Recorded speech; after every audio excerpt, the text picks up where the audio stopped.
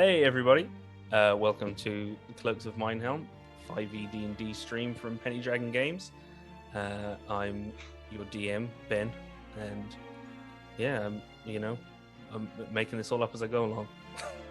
So, how's everyone doing? Thank you for tuning in this evening or this morning or whatever time it is for you, wherever you are. So it's been a little while. We missed our last session live, but also speaking of live, we're also missing Fona, aka Andy, our rogue tonight, but should be back with us next time. And just up top, before we get into things, a little bit of housekeeping for the Twitch channel. Just as quite recently, we now have our merch store up. So if you like the show, if you like the channel, if you like some of the other shows and you want to support it, you can head on over there, and we are selling merch related to all the different streams. Speaking of, on Tuesday, DM Jean is back with Fellowship of the Fallen. So the party returned to Thunder Tree and found Radoth the Druid held hostage by cultists who they defeated, including their summoned skeletal dragon. And when they interrogated the one they kept alive, they learned one important thing: the name Ebondeath, who was supposedly a powerful dracolich over 1,000 years ago. And then this next Friday, we will be back with the Churn Gang, our Humblewood game from DM Richard that features yours truly and Nico. I don't know where Nico is on the screen related on the stream relative to my little box. No Humblewood stream this week. But you can catch last session's VOD on Twitch right now, or it'll be uploaded to YouTube on Tuesday. So Sicily truths were revealed, the gods died a little bit more, and Hobor, Nico, decided, screw it, I'm worshipping Zugtumoy, the demon queen of mushrooms and all things gross and grody, which is that's her official title. But this next Friday, it will be DM Dave's Sophrone saga will be continuing, and then next Sunday, so next week, we'll have episode 4 of the Violet Madness. Episode 5 of the Violet Madness from DM Mark. Episode 4 of the Violet Madness is on YouTube right now, so if you want to check that out, the party have been asked to shrink down to size and delve into the human body. Elsewhere, party members broke away from the group and met a fatal end. So if any or all of that sounds exciting to you, please do tune in to the Penny Dragon Games Twitch channel on those dates. Should be able to find the schedule on the Twitch channel, I think. So lots of exciting things going on stream. Hopefully some more exciting things tonight.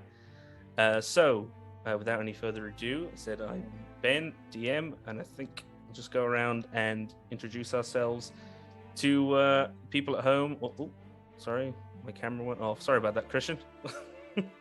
Apparently, if I hit spacebar on Zoom, my camera will go off. Learn something new every day.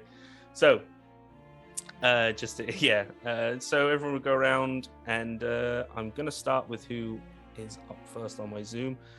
Kyle, could you tell us who you're going to be playing tonight? Hey everyone, I am Carl. I will be playing Pouches, the half-elf wizard.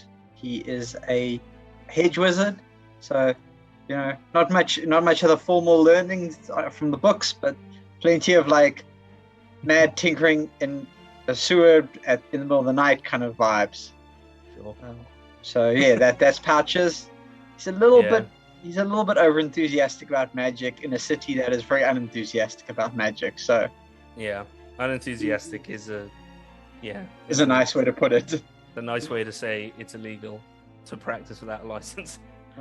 Yes, which Pouches does not have. No, of course he doesn't. His name is Pouches. Does he sound like he has a license to practice magic?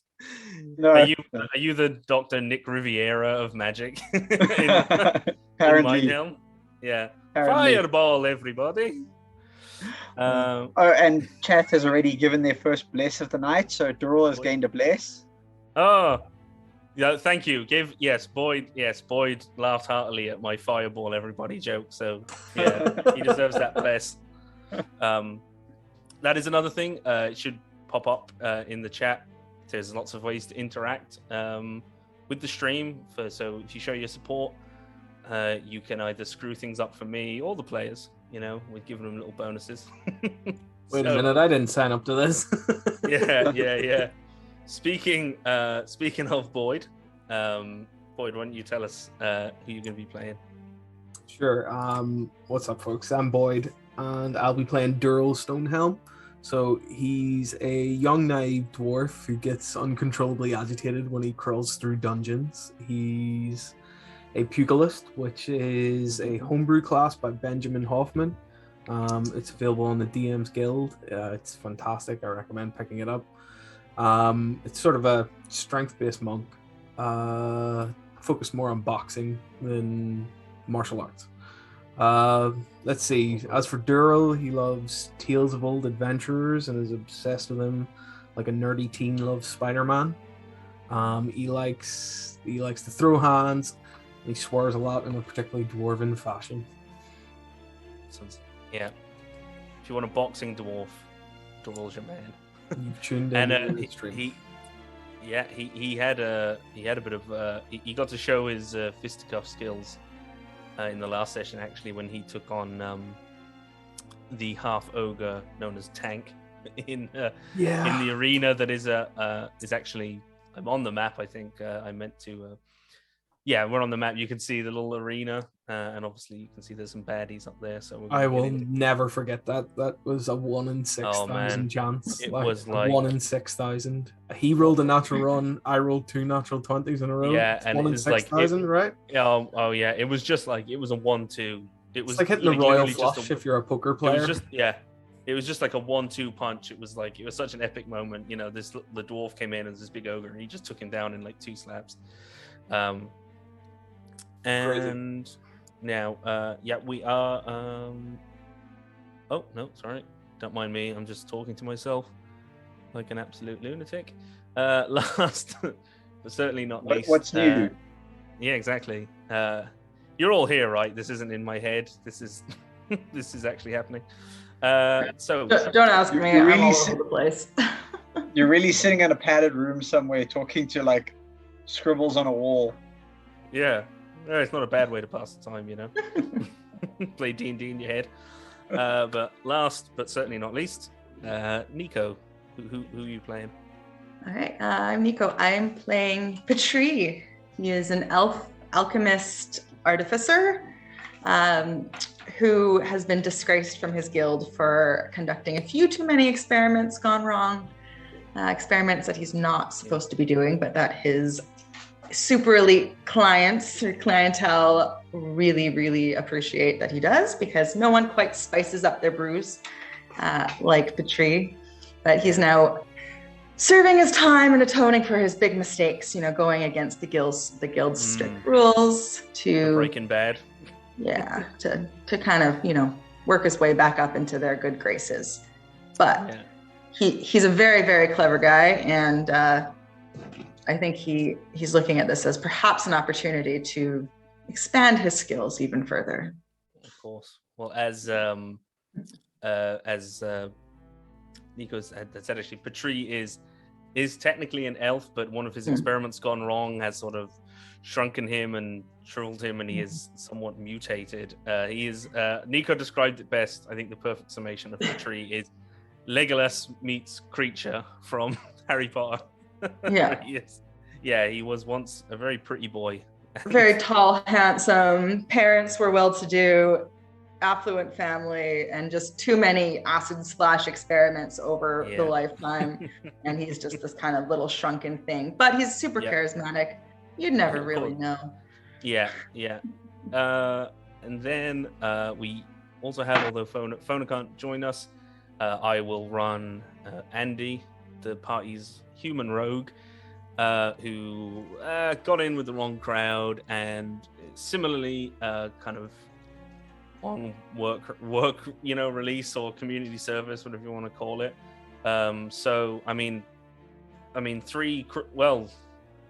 well, I think Dorl was technically paying off medical debts. He's a good boy, but he's technically, he's also got an Oathkeeper band, which is like an ankle bracelet, around his wrist. And though Pouches isn't actually been pressed into service, he is technically a criminal. So this group of City Watch members is made up of 4 criminals right now. So, it's great. You're only a criminal to get caught. The city's in great Haven't hands. been caught. That's true. City's in great hands. But speaking of that, where last we left our, heroes, heavy quotation marks, now they had gone to the essentially refugee camp outside the city walls, a place affectionately, colloquially called Camp Carbuncle. A lot of poverty, downtrodden people that aren't able to afford the tolls and the taxes into the city. But while here recently, a band of brigands calling themselves the Fearless Fellows have showed up and have been causing trouble, hassling people, essentially extortion, for protection money. And yeah, there was a bit of investigating done, and at the end of the last session, some of these guys came into the camp, started to pour rain, there was a confrontation, and things were getting heated, and Doral lost his patience with them and fired a spell, one of his rock spells at them, and that was it. Things have kicked off, and I think it's time for the party members to roll initiative, because I rolled initiative for all these dudes. Like weeks ago, before, the day after the last session, and I'm surprised actually Roll20 has kept the initiative order, has kept them on the tracker, so Be good. Roll20. This is the one where we released all the dogs and stuff, right? Yes, there's also I was mixing Patrie. all my campaigns up because there was a dog related thing at the same time. Yes, Patrie is over here, Yeah. and in this tent, there were lots of dogs, because the dude that was running the boxing matches with Tank, the big ogre, and other people, he was also running dog fighting, and the party didn't much like that, so understandably, and they let the dogs out. If anyone was wondering who might have let the dogs out, who? I hear you ask. Who? Who? Who? And you're showing how old you are now. I know. Yeah, I still think I'm young. It's I still think that's remember when we were all kids, when we were all youths? No, they don't know what I'm talking about. So, yeah, okay, what have we got? Pouches. Okay, Pouches did good. Hang on, I'm just gonna bring him up. Just bear with me 1 minute. Just use the reorganize by tool. I did, but some of them rolled the same initiative but have higher decks, and so I don't remember I had organized them. Although we have them all named after their weapons, it makes a really aggressive looking turn order. Yeah, it's great. Also, you probably need to roll for Andy. Oh yes. Good thinking, Lincoln. Andy, come on. You're gonna have to.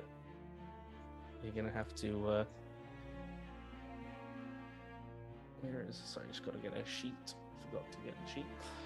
Yeah, you're gonna have to roll well, Andy, or else it's gonna be a bloodbath. Pouches will get away though with his 18. Yeah.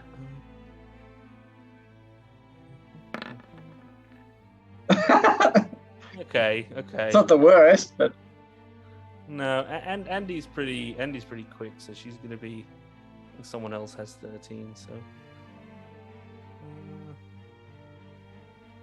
Okay, cool. No. Right. Oh no, yeah, you're right. I think there's someone with 12. Okay, so top of the round. So Mr. Dagger. yeah, Sorry, Mrs. Dagger.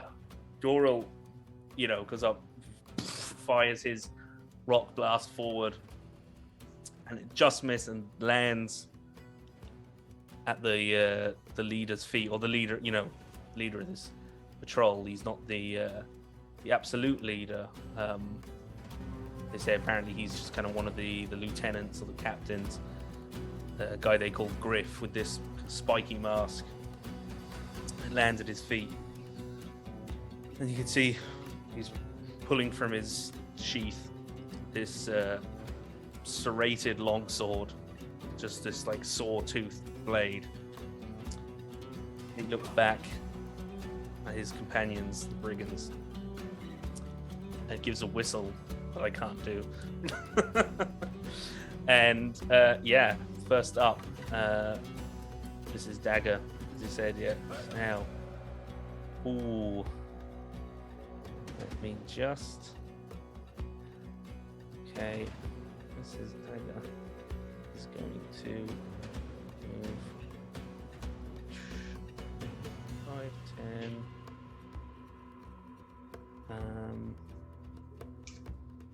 Oh no, actually.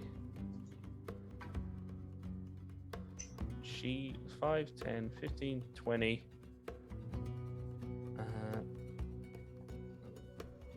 25, 30.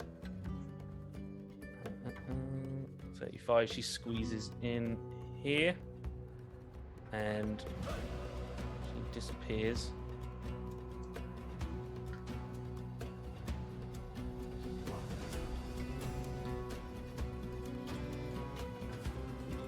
Okay, that is her. And Pouches, it's now your turn. Ooh. I feel like you're going to regret that one. Let's think. I'm going to drop Shatter. And I will get all 6 of them. Okay, go for it. It is... what's your DC? 15. Okay. 15, and it's a con. Okay, let me just go. I'll just work my way. That was really good. 866. It's so okay. Let me just put a little marker on these guys.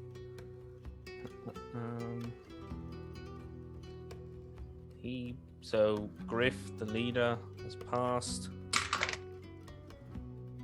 Oof, this guy. I'm just gonna put an X on him for now. He failed.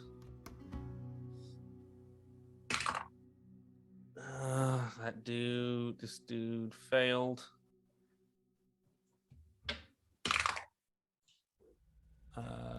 This guy Sickle passed.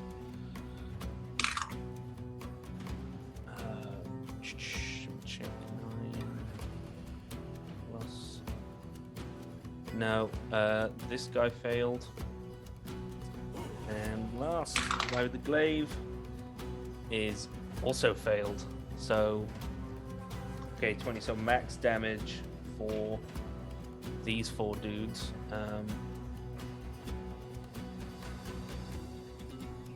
Okay, just bear with me. Oh, hang on.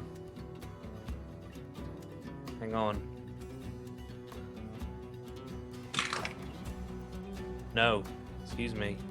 I had advantage, so this guy succeeded. This hand axes guy still failed. The guy with the maul succeeded.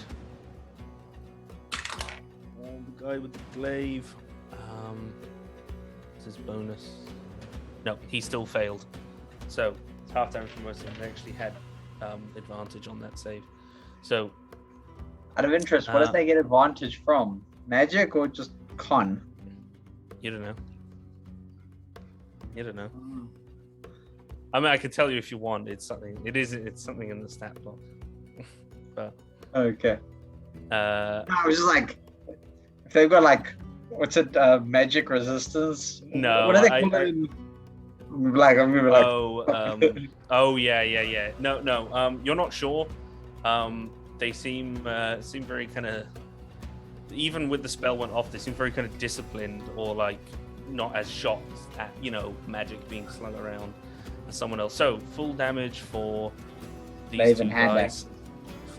So it almost like these two guys, both the glaive and the guy with the hand axe, it almost like rips through them. You see, buckles like fly off their armor. It rips. You see like blood coming out of this guy with the hand axe. You see coming out of his nose. The guy with the glaive, blood comes out of his ears. His eyes look bloodshot, like he's popped blood vessels in his eyes. They seem fucked up by that. And then the other guys, 10 for the others, they get a good brunt of this thunder damage, but they do manage to sort of dig their heels into the dirt, into the wet mud, and stay themselves. Then I'm just gonna go 5, 10, 15, and just like stand safely behind Dural. I think I'm actually gonna switch this up because that music started out good, but went a little bit soft. And I like this one. Forgive me. Woo! I got a bless, so we all have bless now. You Clearly, all do. no one's on Ben's side tonight. Yeah, of course. I've ganged up on you. Everybody hates me. It's fine. It's all good. I'm the DM. You should hate me. So, Pouches, you slung a spell. You moved, right? You were back here. Or were you in the ring when we started? I was looking elsewhere. No, I moved into the ring to hide behind Dural because I'm a squishy spellcaster. Boom! Hide. I like it. Good strategy. Also, thanks Lestat. 9 months they've been with us. Woo. Keep it up. Awesome. Nice one. Thanks for sticking with us, man. You made a baby in that time. Twitch baby. Twitch baby. So there's that everything for Pouches, bonus actions, anything? Nope. He is done there. Cool. Now Quite happily just hide. Yeah, it's this dude with the mace and the shield. He is going to just 5, 10, 15, 20, 25. 30. These are your character tokens are in the ring, right? Like this one's, is that Dural? And Yep. Andy and Pouches. Yeah. So and that's Andy here. Yeah. I don't see the names on those ones. I thought I hang on. Did I It's okay. I can see who they are. Oh yeah, I see Andy's name now. Sorry, because I know you wanted to put a thing on. Sorry, I'm just gonna this dude. Yeah, he can't. Is he gonna spend his? Yeah, I think he'll have to. Bonus action 5, 10, 15, 20, 25, 30, and he's gonna run around and hop into the ring next to Pouches, but he's used his action to dash, so that's it for him. And it's now Andy. Just give me 1 second. Bear with me. I'm just gonna click on permissions just to see the name tags, because I know you wanted the name tag, Kyle. We might as well stick it on. Okay, so just bear with me 1 second. Get this done.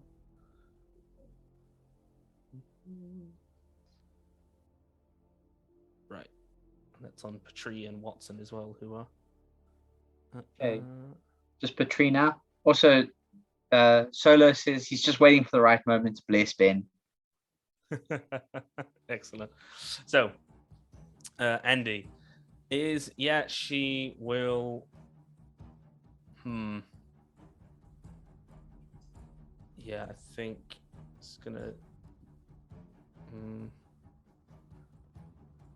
They don't have ranged, so she's probably gonna, for the moment, just hold her ground and gonna try to take out the leader. So she's gonna bonus action do steady aim, and then sorry, where did I? Oh no, I popped out her sheet. Sorry. Okay, so she is gonna go for short bow attack on Griff, the leader. Ooh, that is a 19. She does have advantage, so she'll get sneak attack.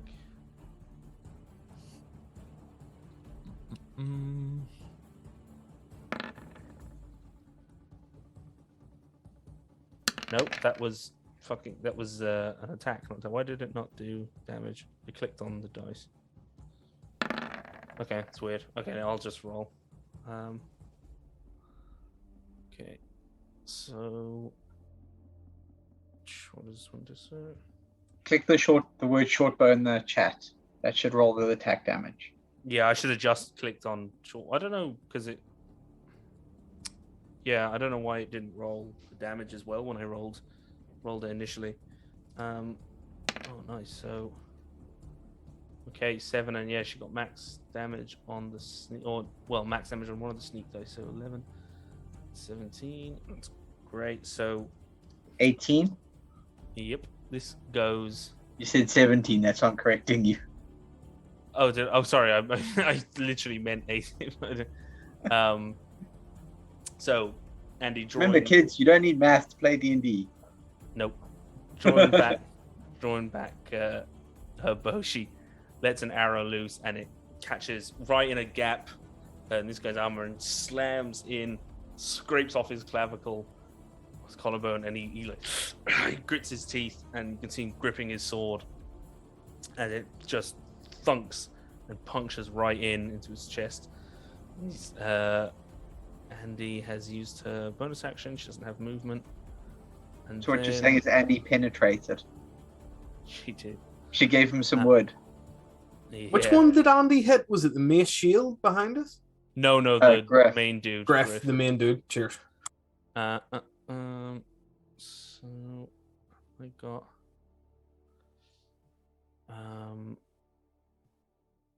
yeah, and then appearing wrong thing. So popping out from behind this tent up here to the north is one of these there's a female brigand jumps out and pulls a longbow, and out from hiding, advantage for being hidden, returns fire on Andy, tries to take her out. Okay, so there's a hit, and that's D. Okay.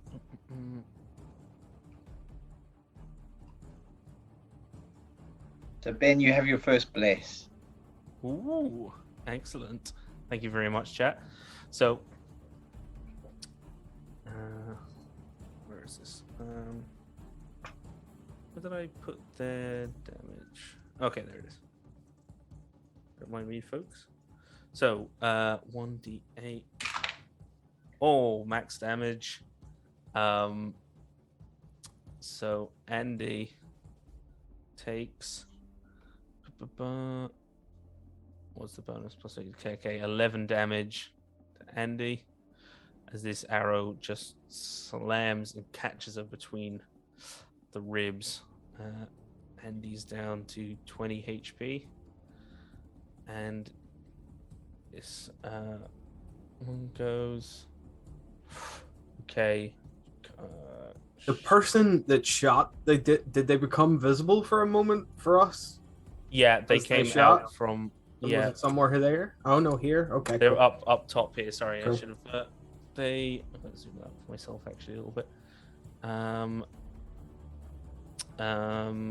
Yeah. Okay. They had to come out from cover to get a clean shot, so they can't use their ability to hide again. And then it is the guy with the glaive, who, seeing what's going on here, he gets 1, 10, 15, 20, and is going to go for Andy because she had the. Oh no, actually, sorry, because he knows Doral fired, spells, so actually he knows he's got ranged capability as well. It's going to attack. That is 15 plus. That's an unnatural 20. So is that? Yeah, that hits me. Yeah. So okay, D10 5 plus 3, so 8 damage to Doral. Okay. Okay, just turn that off. Is that too loud music for people? Good. Sweet. Okay, so this guy runs up and then through the through the ropes, but through these slats going around the makeshift thing, he just curves in and thrusts the glaive up and catches across your thigh and rips and cuts a deep gash into the top of your thigh. So that was movement action. I don't think he doesn't have any bonus action, and that is him going along now.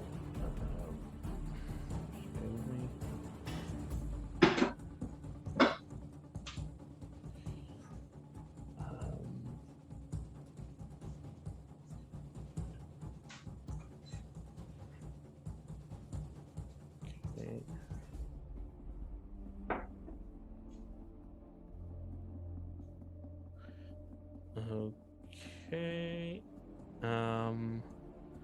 Now it's Griff. And there, Griff. Yeah. Okay. Can't. Sorry, I'm just looking at too many stat blocks.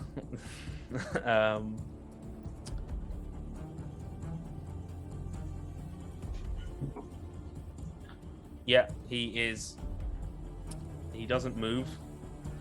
Yeah, he moves a little bit. 5, 10, 15, 20, 25, 30. He starts moving up this way. And he doesn't then move, but moves all his movement. Huh? I'm just giving you... Oh, yeah. At first, I thought he wasn't gonna... and then, yeah, he puts his hand up and he kind of points at the two brigands, the two fearless fellows in the ring, and he just says, "Let him have it!" And then the guy with the glaive and the guy with the mace use their reaction to make an attack. So I don't know exactly where I cut out, but Andy had a hand axe thrown at her from this dude and took it to the shoulder, but she's still up like a champ. And with that is that guy's turn. And and just as he does that, he has 2 more hand axes on his hip, and he pulls a second one to replace the one that he's thrown, and still has one on his hip. But that means Patri, it is it's your turn. For the viewers, Patri is up here by the tent, and I think Watson gets to go right after you. I think. Yeah. Is it? Yeah. Yeah, Cool. So I would like to, because I can't remember which one I cast in the last one, but I can do wrong sheet. Once per long rest, I can do inflict wounds, I think. Right? How's Griff looking? He's he looks cut up, He's he's still standing, but he looks pretty bloodied, he's taking some damage. Because I think what I'd like to do is I can move with Watson. He follows me, right? So if I want to cast inflict wounds and then use his reaction to apply it for me to Griff, can I do that? And then I'll use his action to dodge and run away from him. I think so. He gets his action after, and he can do a reaction.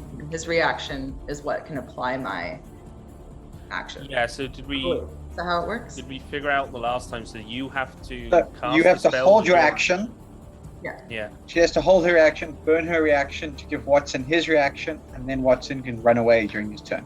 Yeah, so Okay. on your turn, you would have to cast it. So you can stay where you were, and Well, I want to come if a you want, little you can. closer. I'll go Yeah. here.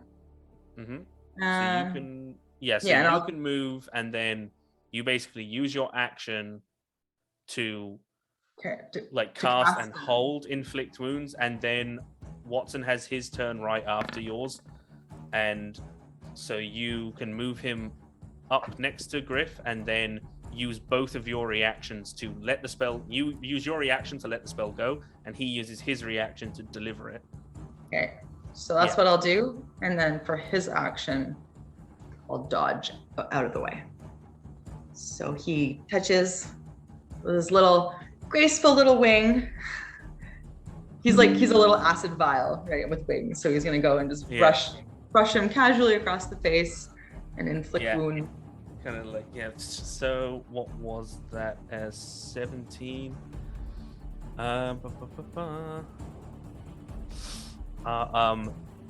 So Watson goes and like just goes to swing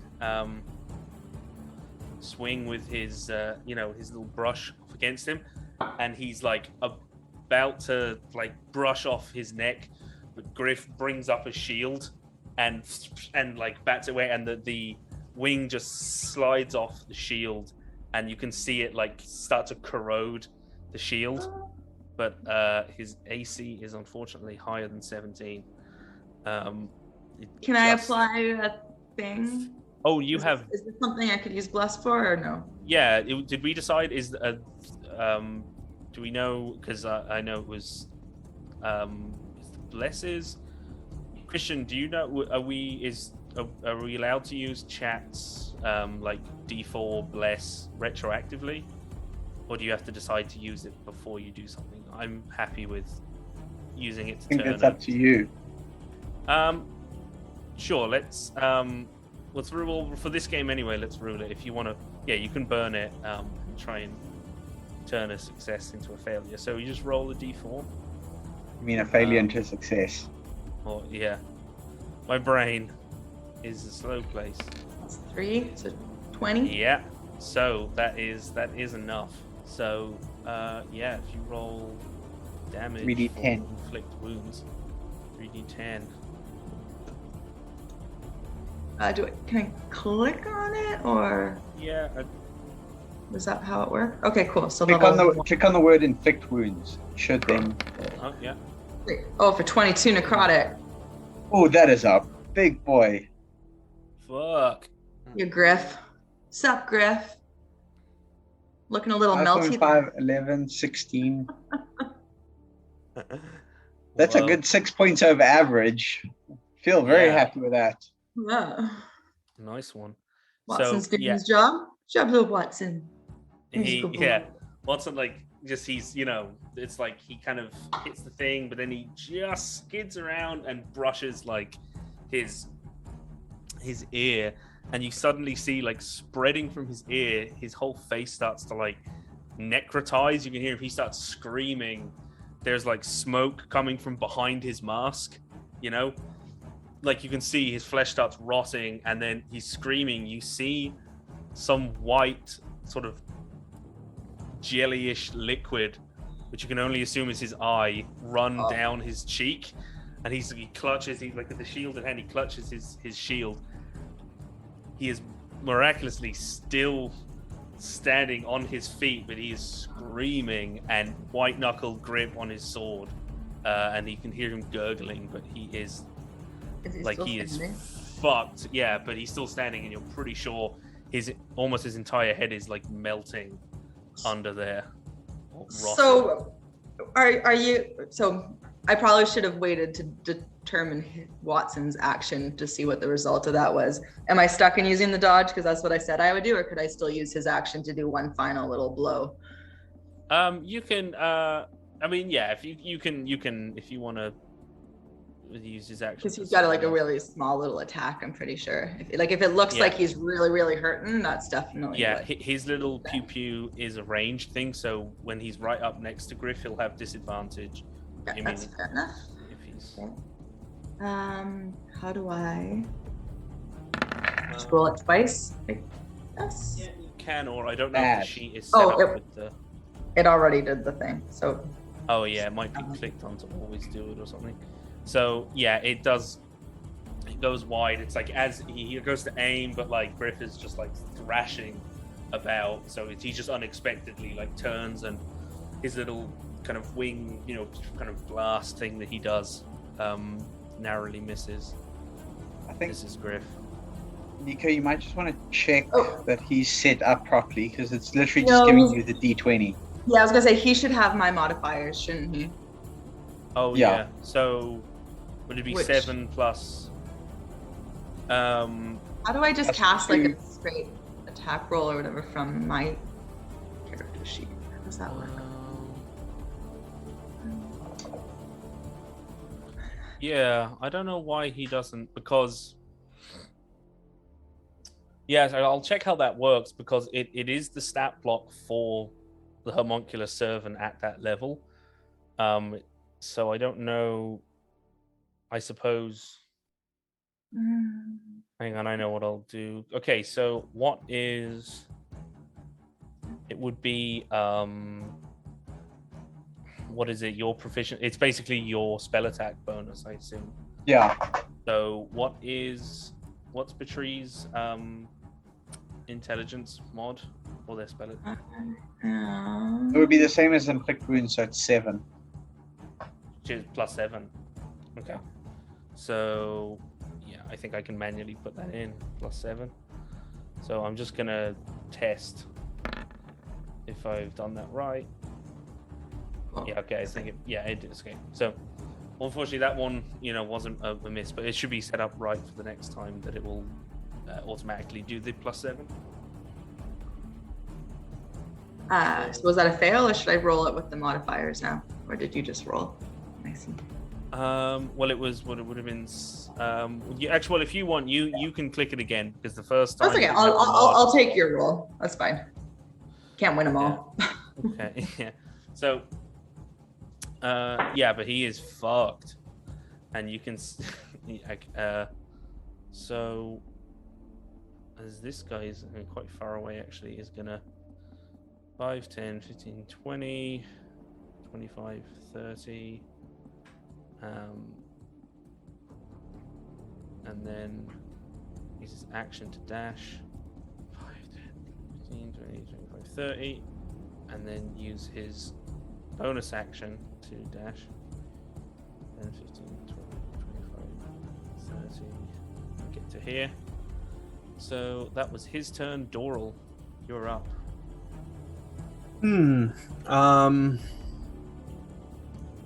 Yeah, my head is spinning as to what to do. Yeah, Glaive guy's been stabbing at you. Griff seems pretty fucked. Am I this mace dude? Am I up on a platform at the moment, or is there just fence no, between us? It's just fencing. Yeah. All right. Well, I'm gonna just try and hop over the fence and move in there. Sure. Yeah. Do you I'd require anything of me? It'd take 5 foot of movement just to, maybe just to hop. Unless you want to maybe do an athletics check to see if you want to. It won't cost you anything to try it, but if you want to try in athletics, pass the threshold, he'll be able to just, won't cost you any extra movement. I'm good for now, and then I am going to try and. A thing I meant to ask you is, how long has it been since I fought that guy and knocked him out? Has it been more than 1 minute is the main question. It has been more than 1 minute, yeah. Okay. Because there was a bit of celebration, a bit of chatting afterwards to other camp dwellers and stuff. Okay. And these dudes rolled in. See, how many times can I do this? You must finish a short or long rest before you can use this feature again. Never mind. I am gonna just punch this guy. That the resistance to It's my Damage. my rock hand has disappeared. It is no longer covered in rock. Shit! Oh really? And I am going to try and hit him. That is a 10 to hit. That is Unfortunately miss, misses. Yeah. And then, yeah, I'll just go for a second attack. Spend my bonus action to try and hit him again, and a 12. No. Oh, sorry, mate. He's got chainmail on. You can see they've got chainmail. They've all of the kind of melee dudes seem to have chainmail on. And then the other guy with the mace has got a shield, as does Griff. I'm gonna rotate around this guy to here. So as you move now, do you still want to? Griff is still technically standing. He's kind of thrashing. Yeah. No, I've done it. Go for it. Cool. Griff is going to do an attack with his serrated longsword, which is a 12 plus 5, 17. 17. No, yeah, that hits. Does it hit?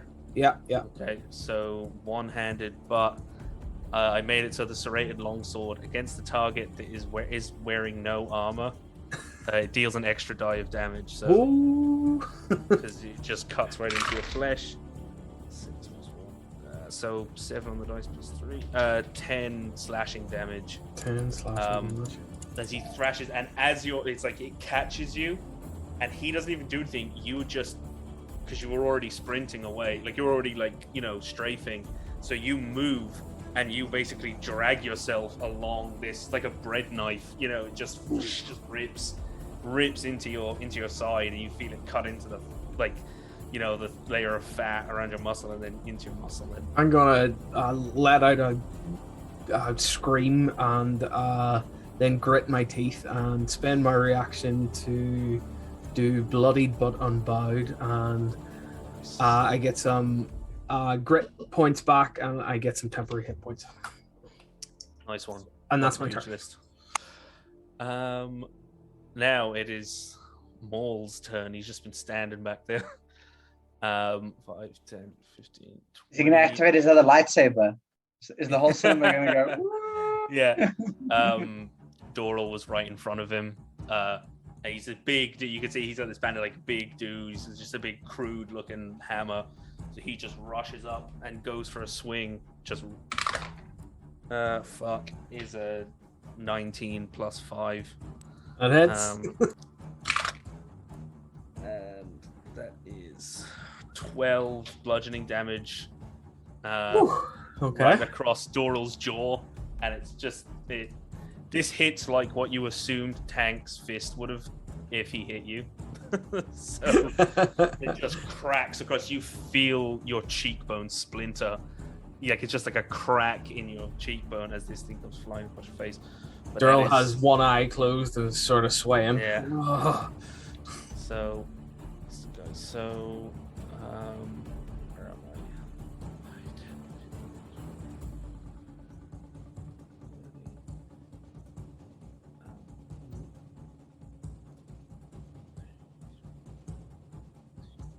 Okay, so appearing from the tents to the left and using a bonus action to dash, the woman with the dagger who ran off around the west materializes, comes sprinting out from behind the tents and rushes up to Andy, but Andy is too quick, and because she would have seen her, she wasn't hidden when she came sprinting out, so she misses. She has a dagger drawn and she goes for Andy, but Andy at the last minute sees her out of the corner of her eye and kind of swings her foot back, her heel, and drags to the left and avoids the attack. And then you'll all hear something. So this has only been a couple of seconds. This has been around. It's been 6 seconds basically, and Patry had loosened the latches or had unlocked the cages full of the dog-fighting dogs. And where is D? So 2, 3, 4, 5, 6. So actually, you can. So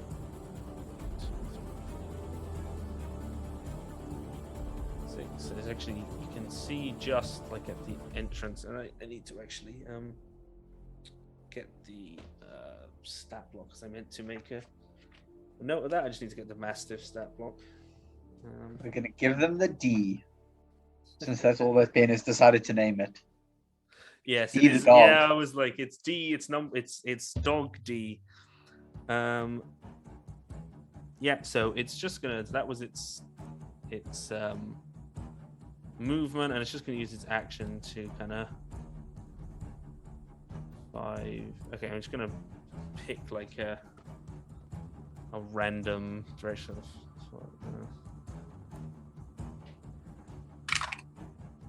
Two. So random direction. 1, 2, 10, 15, 20, 21. It starts running this way. It's just kind of like at the moment, it's just, just kind of bolting, and it's, looking around kind of wildly. It's barking. Pouches, you're up.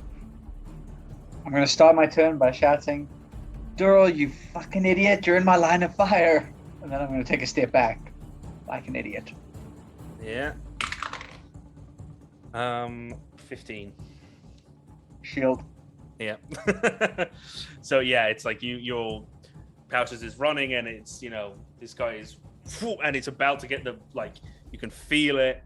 He's waiting for the shock to run through his arm, where he cracks the back of your skull with his steel mace, but he gets much more of a shockwave than he was expecting, as it just boom, just bounces off some arcane force field. So, question with Scorching Ray: do you want me to declare all 3 targets before I roll, or can I shoot one, then the next, then the next? How do you want to play that? That is a good question. You know what? Let me What spell are you using? Scorching Ray. let me just see. Yeah, I mean, it just says you create 3. It doesn't say, it doesn't explicitly say simultaneously or whatever. So I'm saying you can choose to go 1, 2, 3. You can go Number 1. Griff. Number 2. Yeah. I think Magic Missile. Does Magic Missile explicitly say that they all strike at the same time? Yeah, I think it does. So I assume with that, it's like, yeah, you got to decide where you're going. Who's 24 for 11. Griff. Yeah. So, yeah, that is. Griff is like you're thrashing around into you feel it, Doral. He cuts in and rips across, and then as he's like swinging back, he pouches you catch his one remaining eye for a second through his mask, and then a bolt of fire just flies at him. Sparks, embers go flying into the air. Petrie and Pouches, and Andy, all of you around who are close, you smell burning rotten flesh as Griff is immolated and just falls down in a smoking heap, and his mask is like askew, and you can see it red hot. And Petrie, you catch what Petrie did, or what Watson did to his face. It's just like a blackened, mulched ruin of flesh. Who got really messed up when I cast Shatter last turn? Was it this guy? It was the Okay, let me just rephrase it as no. Who looks like they're on the edge of death? Dude with the glaive and the dwarf with the hand axes. They took full damage. They got glaive fucked. is next. Mm-hmm. 24 for 8. 8 is gonna do it. It's again this fire. It kind of slam. It actually just, Doral, you feel the heat blast off this guy, as the ray just catches him basically in the neck, and it just instantly crisps him up. Watch the beard, you idiot! Shut up! I'm saving your life. And then I'm gonna go for hand axe. Go for it. 26 for 9. Oh, he's got 2 HP, so it's 2d6. So he's gonna do 9. So again, this one just catches him. He looks and he's like, ah! He looks like he wants to throw an axe at you, but the ray just basically goes into his mouth, and he like closes it, and you see smoke just his head eventually just turns to ashes, and he drops like a rag doll and drops the axe from his hand. This is the most violent scenario. I'm just picturing this, like watching as a designer. Yeah, and just all the smoke, it goes out quick because it's pouring with rain, pretty heavy, and in the mud there's this kind of, the burning flesh is quenched, and you can see steam coming off of them, where they've collapsed into the wet mud and into the I'm rain. just picturing that scene from, what was it, X-Men First Class with Darwin. It's like... Yeah, exactly. Exactly. You move the leaf, still got some movement. I'm just gonna move it over to this corner and just be like, I'm now like trying to keep away from this guy with a mace and a shield. He is like strangely.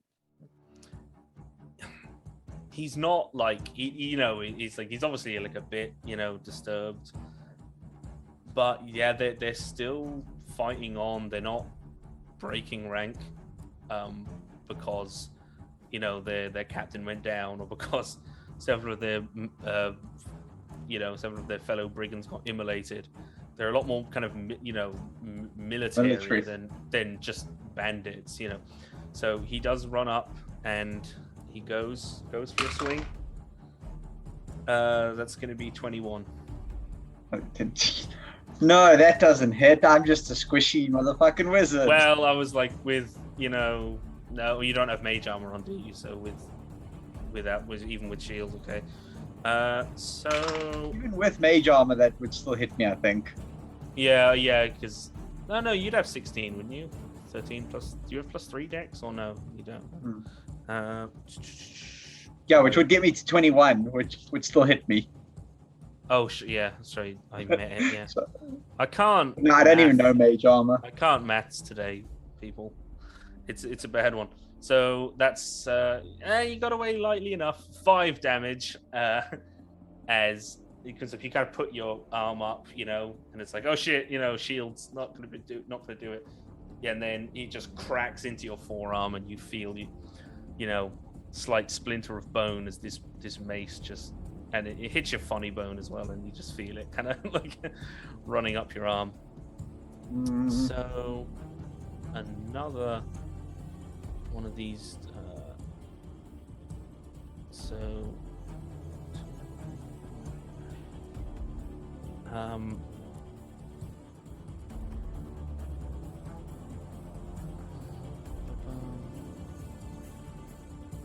Yeah, another one of these dogs comes running out, and it's maybe like, the stream's down. Am I mistaken, Christian?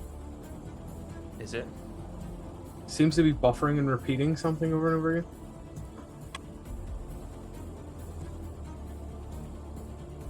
Just refreshing my stream to see. Are we still here, folks? I think we might be having stream. Here we go. issues. Seems okay now. Okay, cool. So this another one of these fighting dogs comes running out, and they look a little, like a little bit emaciated. Not like absolutely starving, but they look. I just cooked them a fine dinner. Well, exactly. This one starts. It doesn't go near Griff with that necrotizing flesh, but it starts. It starts latching onto the dude that had the glaive, and just starts pulling bits of his barbecued flesh away, and is just nibbling on him. So Andy is going to. I'll just say she'll drop her longbow. I got rid of the sheet. She'll drop her longbow to stab at this one. Oh no, sorry, she can disengage as bonus. So she will disengage.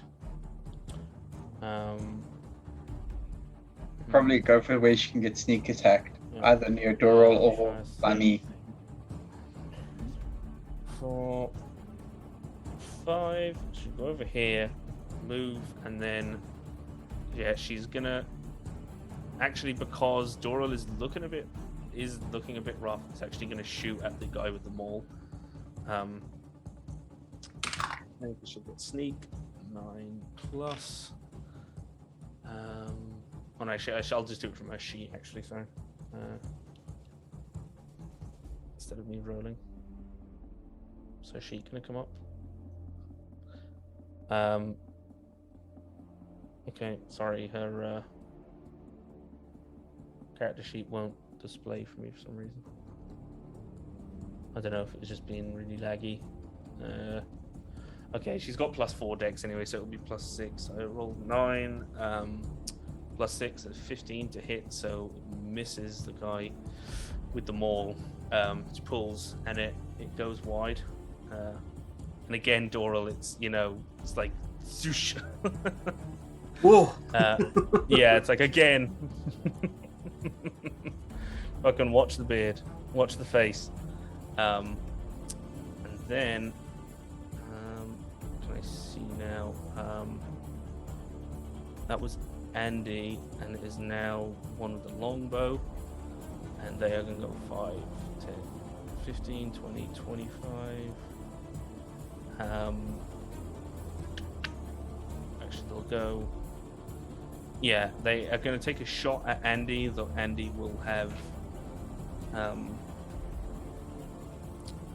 Actually, what can they do before?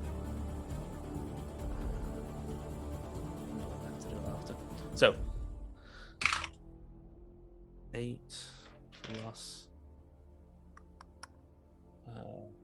5. No, Andy's going to have more than that. So they're going to try to, get them, but they mistime or they misjudge the shot, and the arrow kind of rips through the tent and it slows it, gives Andy enough time to dodge. But immediately after doing that, they duck to the left, kind of in between the tents, and hide. Although Doral, it's what's your passive perception? That's a good question. Not high, probably like 11. Yeah, 11. Okay, yeah. If you want, you can use your reaction if you want to do an active perception check. But I don't think you would have put it together. No, and so does Andy, but no, so she is hidden. Okay, and that was her. The guy with the glaive is dead. So let me delete him. Let me delete hand axes and griff as well. Cool. So, so 2 more now of these. Which is this? E and B. So 2 more dogs. E's up first. 5, 10, 15. Yeah, and actually, you can hear this dog inside attacking. Actually, might as well just bring him in, because he's in the tent. You can hear him attacking Judd, the guy that was running the fighting rings. And you hear Tank as well doing half. There's a bit of commotion in the tent. This one seems to have turned on its rather cruel master. 5, 10, 15. We don't see Judd though, right? He's the other one does the same.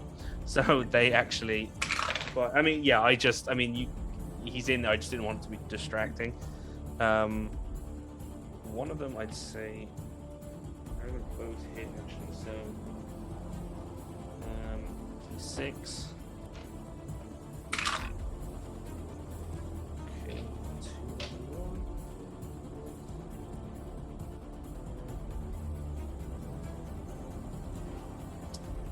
Okay, so John has actually taken 5 damage. You can hear him screaming and shouting as these dogs are attacking him, ripping into him. That was the 2 of them, and then actually The dog is up next, and then 1, 2,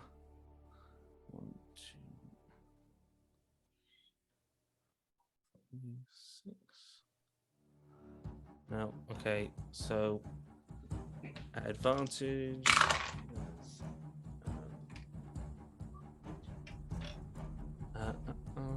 13 plus. Sorry. What can we like hear? Like, what's our awareness of what's going on in there? Or I mean, you could hear dogs attacking somebody. Patri, you'd be able to see in.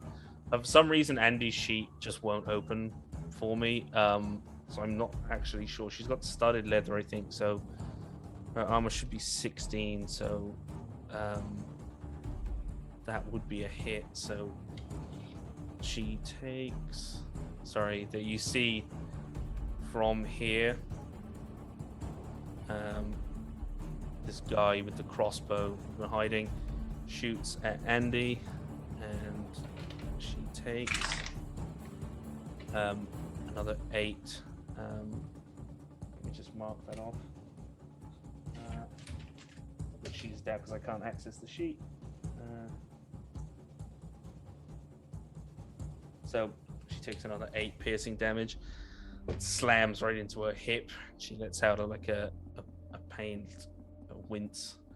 It was a bad hit, and then immediately afterwards, he is going to attempt to hide again.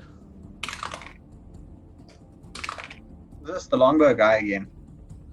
This is a crossbow guy over here to the west, but he doesn't manage to hide. Andy sees where he's gone. And then it is the last of the dogs is here, and is it gonna? Yeah, it's come running up, and it takes a bite out of Judd. That is a hit. Fuck. And that's another 6 damage. And Patri, if you can. It's Patri's turn now, and you can see that Judd is looking pretty rough. Yeah.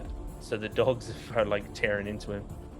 And he Patches, for some reason, just feels the urge to say Snell. Yeah. Which if you've seen Kick-Ass 2, you understand. Yeah. Oh, actually, your pouches, you could, assuming you're looking at, direction. Oh no, he's like the guy that just bashed him in the arm with a mace. Yeah. Oh, sorry, Nico, you're muted. Sorry. Yeah. So I can see straight into there. I can see Judd. Mm-hmm. So I'll cast Ray of Sickness on him. We're getting our asses kicked here, and you're gonna kill the guy that's not helping them. Or sorry, what? Am I missing something? Judd's not one of the gang guys. Oh, never mind. No, he was just the dude that was running. He was just the dickhead guy who had the dogs. Yeah, he was an independent. He was the guy that Dural beat up last time. Yeah, they were. He was the pit fighter. Yeah, he just organizes. He organizes fights, human fights, dog fights, cock fights, whatever. So that was like. He's a dickhead. Dad's an asshole. He's not the one trying to kill us. Right. No. So I'm trying to make sense of what's going on around here. So that's a dog. Oh, that's a dagger. That's a mace. Okay. Who can I should. Yeah. CD. That's a dog. Who's this here? This is another one of the brigands. He's got a big maul. He's got a big hammer. Okay, who needs the most help then? I guess is what I should ask. Probably Dural. Yeah, Doral has taken a. Right, so I'll get this guy with it, I guess. Sure. Yeah, go for it. It's is Ray Sickness a save for me, or is it an attack? Make a ranged spell attack against the target. Okay, good. Yeah, that's a hit. 20. No. Nice. The tree is down with the sickness. For 4. Does it? But does he get poisoned or something, or does he have to make us? Yeah. So, sorry. Con save. On a failed save, it's also poisoned until the end of my next turn. Okay, cool.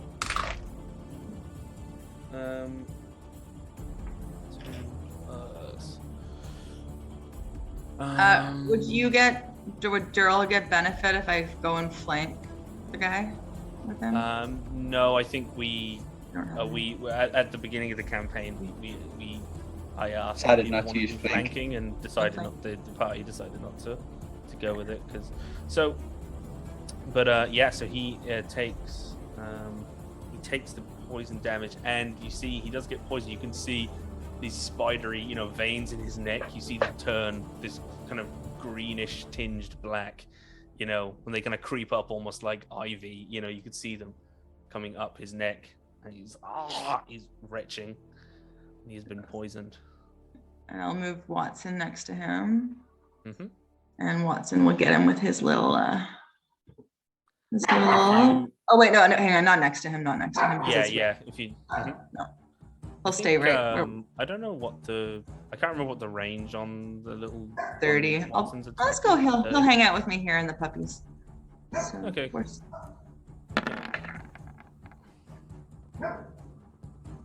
21. I'll take the. 6. Oh, nice, sweet. Yeah. So, he where is it gone? Sorry. Yeah, it's you see him. It's like Watson fires his little bolt at him. It catches him in the neck, and it actually you see like a vein in his neck. One of these poison ones pops, and you see this like clear green past this liquid burst from his neck, and he's like and you see it running between his fingers. His blood is going green as it pours out of his neck, and he staggers but remains standing for now, but he's looking rough. Right. So I think that is Petrie and Watson, right? Yeah. So next up is there he is. I was like, where's the guy with the sickle? Find him. So 10, 15, 20, 25, 30. So he is gonna make a slash on you, Pouches. That fucked up. Fuck's sake. Nat 1. So Woo! definite miss. It's I'm just the biggest wizard in the world. yeah, he goes up with pulls this nasty looking sickle, and he goes to sweep at your feet, but he scares the shit out of you as he comes around, because you didn't you were focused on the guy with the mace and the people in front of you. So because he you get he startles you, so you actually kind of jump back a little bit, and so his sickle just whoosh, just passes right under your foot as it comes off the ground. You're like, fuck. And so he makes a fool out of himself with that nat 1. But he will bonus action disengage then, I think. And no, I suppose, because he knows you're a spellcaster. They're clever enough. He doesn't want to get distance from you, so actually it doesn't make any sense that he would do that. But he will just kind of move, around that way. Doral, you're up. I think I'm gonna spend a grit point to brace up. So I'm just gonna tuck in the defensive stance with both hands up, and I'm gonna take an action as the dodge action and gain some temporary hit points. And that's my turn. Sounds good. Smart move. Yeah, and this guy,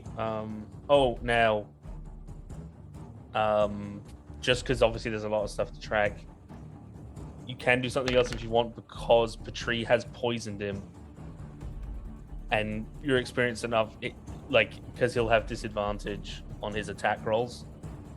anyway from being poisoned, at least for this turn.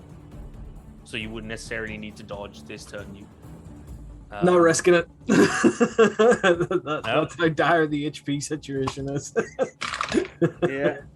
But he got a nat 1 again. So he just he just completely, he's going for you. You just like, fake left, and he just again slams into the ground and into the mud, and mud just sprays up against him, and into his eyes, and he's like, you can see it gets into his wound in his neck, and he's just like, fucking raging, and he starts kind of, circling around you. Come on, you hanky waving elf kisser. Yeah, it is the one with the dagger now. She is gonna 15. She's gonna go up there and Patree. She is going to. Oh, hang on. Okay, 17 plus plus 5. Yeah, that's a 23 to hit. Patree. I assume that you don't have like a shield or anything to block it, so I think that's gonna hit, right? Okay, yeah, so that's gonna hit. So, is she within 5 feet? No, he's not gonna get sneak attack. She's not gonna get sneak attack, so that's fine. So 4 plus 3. That is 7 damage, 7 piercing damage to Patree as they run up and just kind of quickly like jab the dagger between your ribs, and then they are going to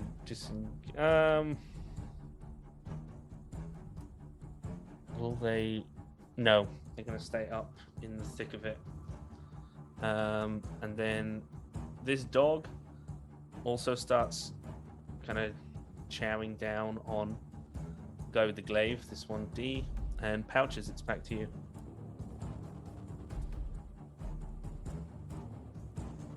I'm going to do something stupid, and I'm going to regret it. I'm going to move here. Oh. 24 to hit. I'm going to take it. And sneak attack. Why sneak attack? He's got... Oh, because he's got his ally. Yes, never mind. Yeah. It's a 1d6 though. It's not like super high.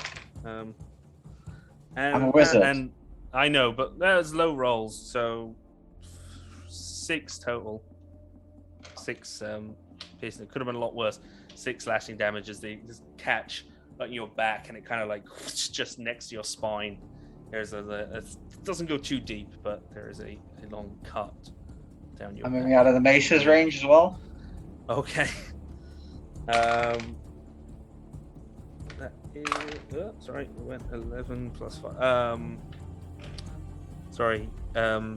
8 plus 13 to hit. Shield.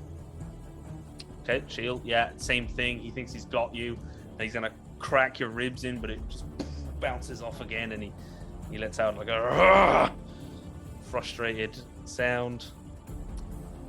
And I'm going to go Scorching Ray against... I'm going to start with Maul. Sure.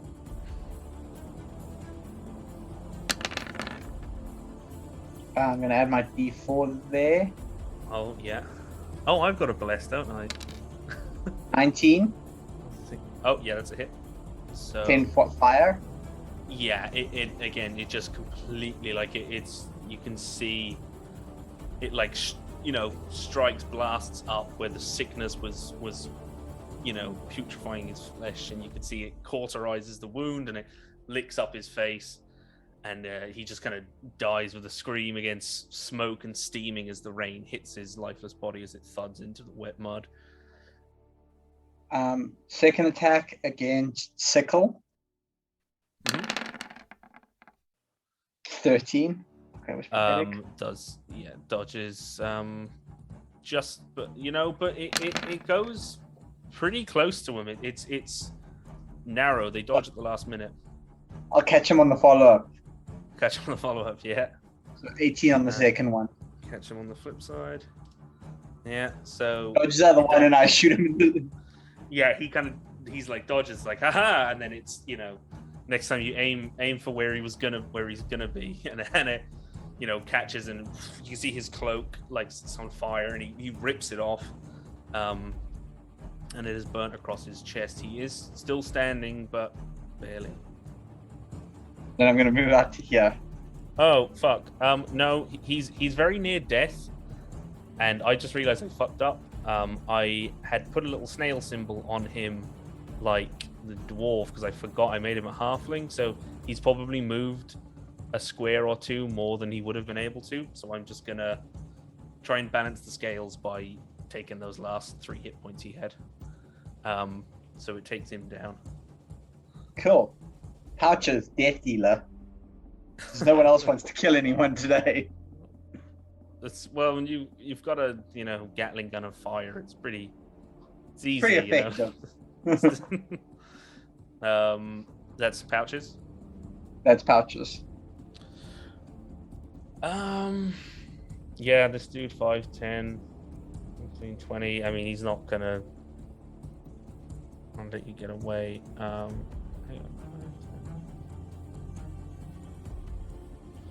Let me just. Yeah, he's able to clear the fence without making without using extra movement. So he is going to go 11 is fine. 16 to hit. Pouches. Nope. Nope. Shielded up, remember to block his last attack. So my AC is the 18 whole until round. the start of mine. Yeah. Always forget it's not for just the triggering attack. Yeah, so again, he is incredibly. You can see it now. You're like running. You can see in his eyes, he's absolutely raging. It's just like, why won't this little shit wizard die? Yeah, I want to see. Yeah, now with more like scorching rays going off, the dog gets spooked, and 2, 3, 4, and bolts 5, 10. 25, 30 off in this direction. And then it is Andy's turn. You've seen this dude with the mace come up behind her. I think is gonna Give him a good disengage. stabbing. Yeah. 5, 10. Well, she would probably just go in with short sword, wouldn't she? Because she's got a sneak attack trigger. Yeah, but even if I don't have to drop the bow because Fair there'd be an point. action to stow the bow, and she's just gonna move back as far as there, and then nice 17 plus. I mean, that's a hit, and then sorry, wrong dice. But so 5 plus. Hang on. 2d6 right now. It doesn't go up till 3d6 to level 5, right? I can't look at her sheets. I'm just gonna. I don't know why I can't open it right now. Let me just double check. But it's 2d6. Yep. Cool. So, 5 and 7, so 12. Yeah. Literally on the button, on the nose, this arrow, like you hear him, like, he's gritted his teeth, he bashes off the shield again. He's like looking at you like, in the eye, and then you see just like through his temple, just an arrow just goes boom, just through the side of his head from Andy, and he drops like a sack of potatoes, and his shield and his mace. You're only clanging. 4 behind now. Yeah, it's just like it clangs right in. So actually with that, seeing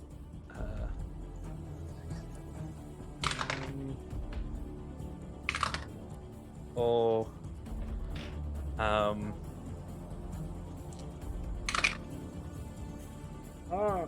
fuck off. Oh, fuck's sake. So, Pouches, you take 5 piercing damage from a surprise fucking critical hit from Hidden from this longbow. I rolled 2 1s. I gotta adjust that actually, but I didn't make my intentions clear. So I was like, I might start using the kind of oft used homebrew rule of a crit is max damage plus a roll, because it's like you got 2 1s on a crit and it's like it did 5 damage. So but yeah, 5 damage from the longbow up here to the northwest. And then will you make me a perception check, Pouches?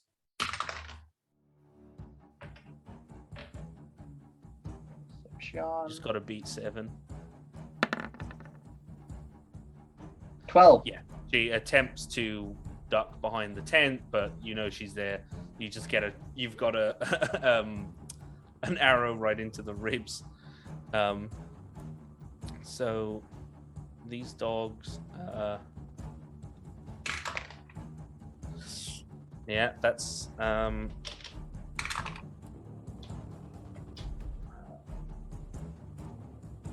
I'm on the wrong layer, that's why.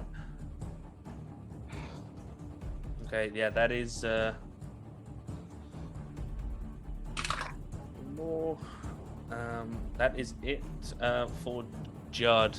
Judd, for anyone who can see into the tent, dogs have torn into him, and now they're feasting on him.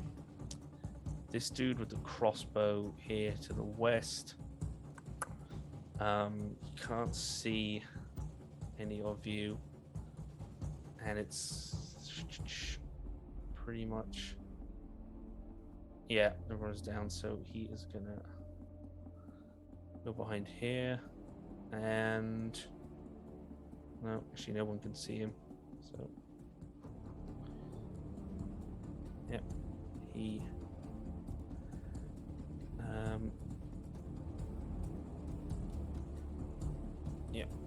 he disappears. This dog is munching on Judd, and it is now Patrie. Oh, get rid of this guy. This guy. Oh, and you've been blessed again, Patrie. Ooh, thank you. There's Mr. Longbow over there. So I'm running out of spell slots. So remember, you've got Mr. Dagger next to you. Yeah. So what? I'm just looking at, because I don't actually think I just have a weapon attack, do I? Not on my. If I wanted to just pummel him. I don't know. What cantrips does Patrie have? Oh, you know what? I could do. I've got acid splash. Yeah, I suppose you. Yeah, because that's. Yeah. Sorry. Is anyone gonna need heal, like my spell slot for healing, or should I just wipe this dude out? Yeah. Well, I'm gonna say yes. Someone's gonna need it for healing. Yeah, acid splash. You'll be. Obviously, that won't. Cantrip won't use the slot, and you won't have to move away because I'll be making a saving throw. You don't have to make an attack roll, so you won't have disadvantage for being. I'll do that. And they're not next to anyone, are they? No, they're just there. All right. Well, I will do acid splash and do some stabby. Yeah. Ooh, nice. So that is a fail. Fail. So yeah, you again, like Patrie, like pulls out a little vial of acid and kind of like throw up into the air, like kind of like throws it, and a bubble of acid like is jettisoned out and then floats and hangs in the air for a split second above this rogue, and then it pops and it splashes down onto them, and they kind of let out a scream. You can see it's melting through their cloak, and again kind of little bits of steam are rising, and they wince as they're splashed with acid. And Watson, who I guess is gonna have a disadvantage unless I make a move first. It's okay, I'll attack with disadvantage, I guess. I'll roll my bless. Can I do that? You can. I don't think you're going to get it even if you hit 4. No? Oh, what? That was that a waste of a use of bless? So did they use it? Missed them by 1. AC 14. Oh. Yeah, there's just leather armor and like even with 3 decks. Fine, I'll just spit on the dagger. Yeah, Watson is just like misses, and then it's just like just his little wings, giving him the finger, giving him the winger. That was quite a useless contribution to this. Oh, turn. it's still damaged. Sorry, guys. Probably should have just used my healing spell on one of you. Why didn't I do that? Every little. I mean, it's healing in battle in in 5th edition D&D is like you're better off using it after it. It tends to. So I wouldn't or when someone goes down and is bleeding out. I suppose there is that. Yeah. Speaking of going down and bleeding out, Doral, it's your turn. What a transition. There's one with the dagger next to you, and it's like across the way. There's the one with the longbow. I think I will. I'll go to punch the dagger person first. I'm just gonna notice that she's paying more attention to Petrie than me, and try and swing at him when he's not looking. Try and swing at him. Yeah. Let's see for her. We have a 24 to hit and 9 bludgeoning damage. That is a hit.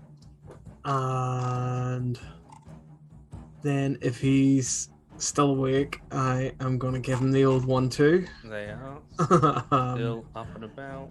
I'm going to spend 1 moxie point, and immediately after you make take the attack action on your turn, you can make 2 unarmed bonus. Yeah, so I'm going to make another 1. Yeah, you can make it's like I can make 2 normally, but if I spend a point, it's 3. Like, you can action attack, bonus action attack, and then if you spend a point, you get a second on the. Oh, nice. What is 11? Yeah, that is before you decide to do anything else. This is going to be enough. That one. I don't know if you can move between. Let's see.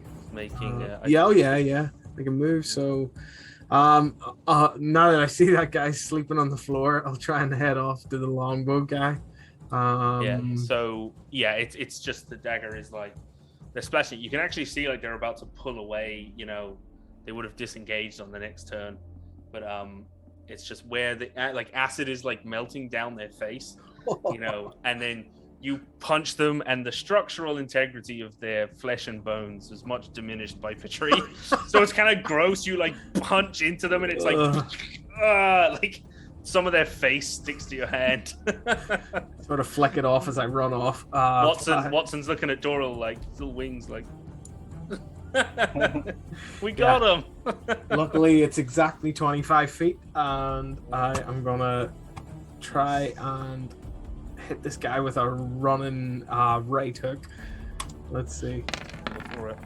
Oh, no. Another one! Something about this camp is like Doral is like he's in his element out here in the mud. You know what it is? It's the mud. It's the earth. Get my ass kicked for 2 rounds and then you cut twice in a turn. It's the influence. It's the influence of the earth. You haven't been out in the wilderness, like this much. Good plain dirt. You know, it's your whole earthen thing going on. Your powers. So what is that? 9. Total of 15. 15. Okay. Sorry, it's been laggy. Longbow guy. 15. Yeah. I'll just double check. Do they have? Oh, okay. The 9. The snipers have significantly less HP, so just running up and it just sends knocks them flying. The head goes back. You hear their neck snap, like as they just go down. So Awesome. it was like unexpected. They got 9 hit points. The other guys have like 22. That's my turn. Up close. That is your turn. They're gone, and they're gone, and with that, now the crossbow guy has disappeared. You don't know where he is, but essentially we can cut combat there, or we Not can bad, try I'm gonna hunt him down. You want to try hunt him out in initiative order? Yeah. Okay, so that was Doral. The dogs are kind of just doing their thing. Things have kind of died down. This one's chomping Mr. Glaive. Pouches, it's your turn. So I last saw him over here, right? Yeah. 5, 10, 15, 20, 25, 30. Do I see him anywhere now? Crouched down behind. Give me a perception check.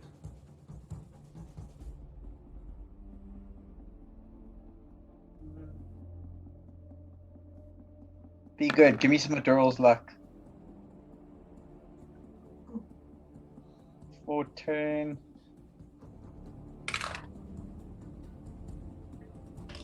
Fuck. He rolled a nat 1 on his stealth. Oh, you baby. can see, you can see a foot poking out over here. Wow, he ran far. Just happened to, Oh, no, it occurs to me, shit, that's my fuck up. He actually should have been able to go 90 feet. He should have been able to bonus action dash. Nope, he shouldn't have. No, because he's not a rogue. Anyway, so you can see, you know he's there. You can't see full body, there's tents and things in the way, but he got a nat 1. So he just, knocks over a bunch of fucking barrels shit. And you can hear, because the thing is, it's like they've cleared out of the way, but around the tents, there are camp dwellers here, there are refugees here, and some of them are kind of pointing, and so 1, 2, 16. 8, 6. Okay, 16. Yeah. So you just see Pouches throw a hand in the air and you just watch. Yeah, and like he's little running. Stinger missiles. He's running, and it's like and then just falls, and there's a boing as his crossbow goes off, as it slaps the ground, and it goes, sticking into the city wall. That is, that is all of them. I'm gonna taken walk back out. and be like, final count 6. Yeah, guys. So that is initiative done with. Tree can't count because they're all like a bubbling pile of goo on the ground. Yeah. With that, camp dwellers start peeking out of their tents, and they're all dead, and there's just a massive cheer just from everyone in the camp. And with that, I think we're gonna take a break because we have been going for 2 hours, pretty much. And it seems like a good place to take a break. We will be, we're gonna take about a 15-minute, right? Take 15. Cool. So we will If that's see. okay, and then I can nip really quickly. Yeah, Nico has to change locations. She has to, she's on the run from secret agents. They'll trace her phone. So, yeah, we will be 15 minutes, and thanks for tuning in. We'll see you after the break, and maybe check out the merch store during the break, and we'll see you soon.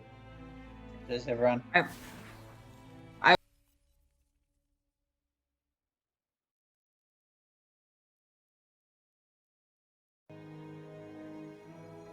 Wrong time to drink.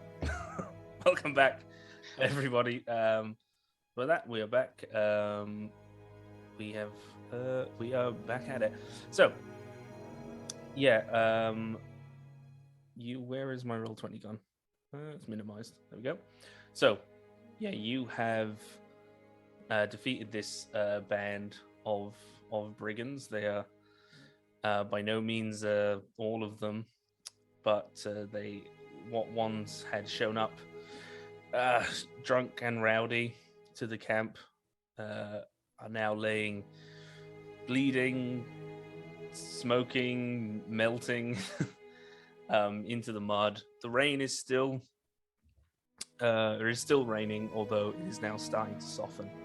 Some people are cheering. They're, some are running up to you, gathering around.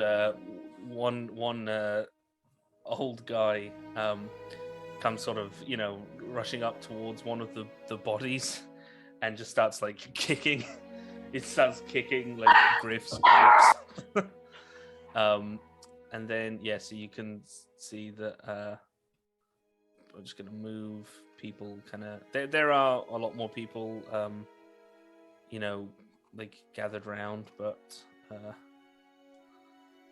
there are some... Your kind of acquaintance of yours, Yara Galt, the smuggler. She has... She has appeared. And you notice,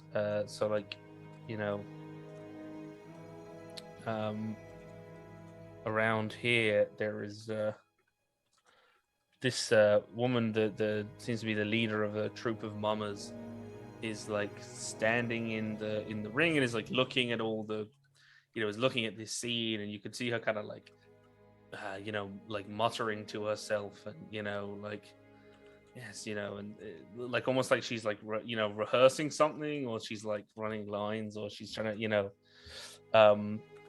this dog over here starts dispersing. When more people are arriving, this dog is getting a bit spooked, and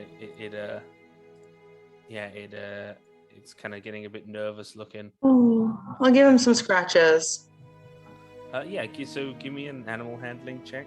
Yay. I feel This like is how Petrie loses his hand. These guys are my buds, right? Oh, animal. You're low DC though. Oh, Yeah. good. Yeah, it immediately it calms down. And I'm just gonna, so I don't lose it, I just wanna this one.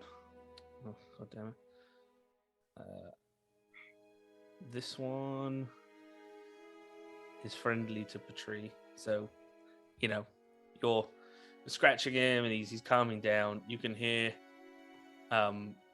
Tank is like thrashing around inside, and these three dogs kind of come bolting out, and sort of skulking around the wagons and looking around the crowd on the outskirts. And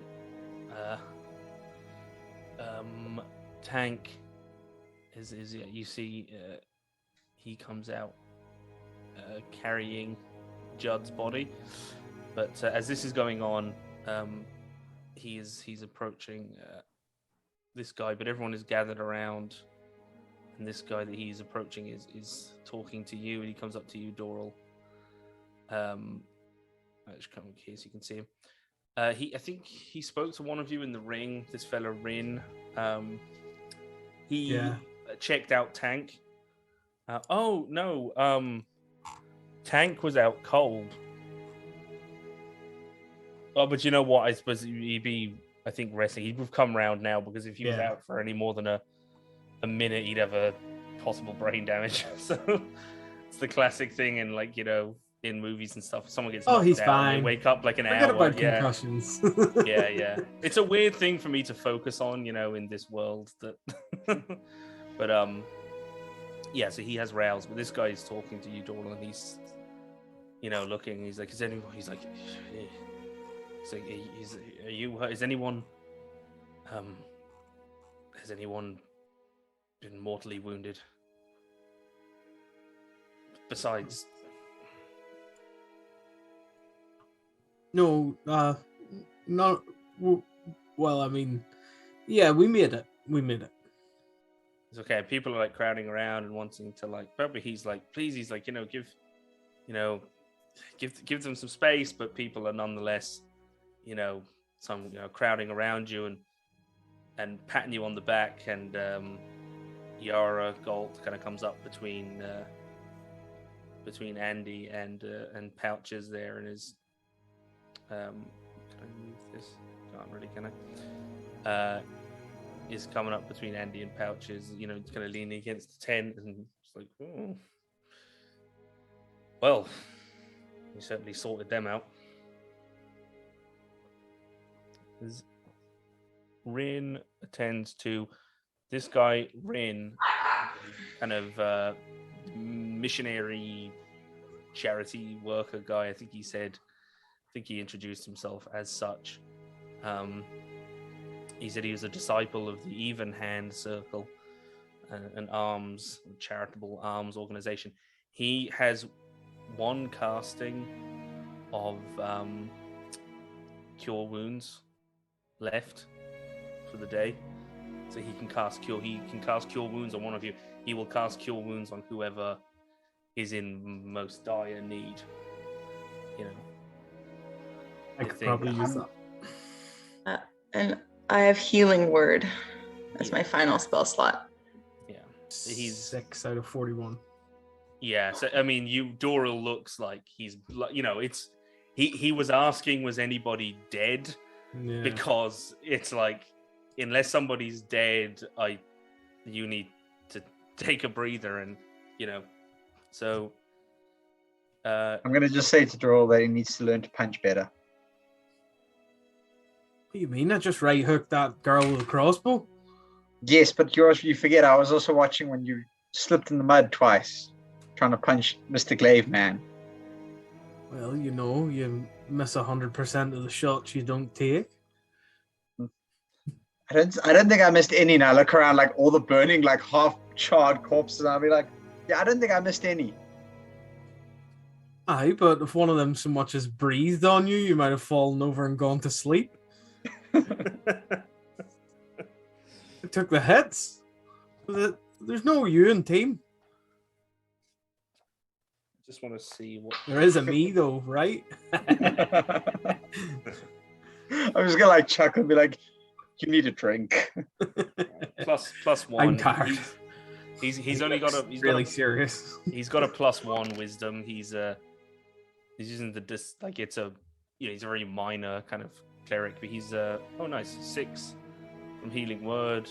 Yeah, so Patri's like D4, like Patri's lesser healing spell healed you for 6, and his bigger healing spell like did 7. So it's like Patri is clearly the, you know, it's like this superior medic here. It's a lot more magic. He's working with a lot more spell power than this guy is, you know. But he touches your forehead, and the worst of the, you know, the wounds and injuries on your face heal. You feel that hairline crack in your cheekbone, well, more than a hairline really now, as the adrenaline starts to slow. It's like, oh, my cheekbone is shattered, and it just didn't realize. You can feel it like kind of like forming, almost like a, you know, like a broken porcelain, you know, being glued back together. And with that, and with the Healing Word, you know, it starts to form up. My head hurts. Thanks. Yeah. Thanks. Yeah, people are coming up to congratulate you. But as he does that, Tank comes up behind you and Rin, and he's like holding Judd, and you can see he's actually hang on. Sorry, why can't I? One of these dogs, he's like it's believe he's kicked one of them away. He's come over, and he's like, you know, kind of displaying Judd's body, and Rin is kind of looking, and he's like, says, I'm sorry, my friend. This is beyond my power. I'm very sorry. I know you were friends. He says, we'll see that he's put to rest in the proper fashion. He says, if you bring him to my tent, I can attend to him. All right. Tank is gonna, you know, And Tank starts kind of making his way over, up north. He will, go kind of up here. This is that dude's tent. And Rin is kind of going. He's like, he says, "You're all right." He's like, he's like, "If you've come to the tent," he says, "I can patch up minor wounds." He says, "But I have no more. My powers are spent for the day." He says, I say to him, like, I think we should be okay in terms of that, rather use your powers to tend to those out here who need it. I just have one question for you, friend. Was that all of the troublemakers that were giving you such issues out here?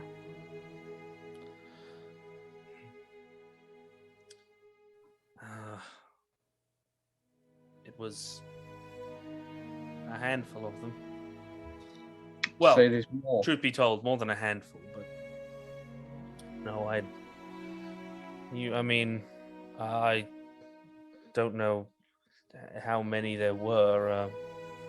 Hang on. I mean, you would know there was 1, 2, 3, 4, 5, 6, 7, 8, 9. I think it was 9 of them. Yeah. Yeah. He said,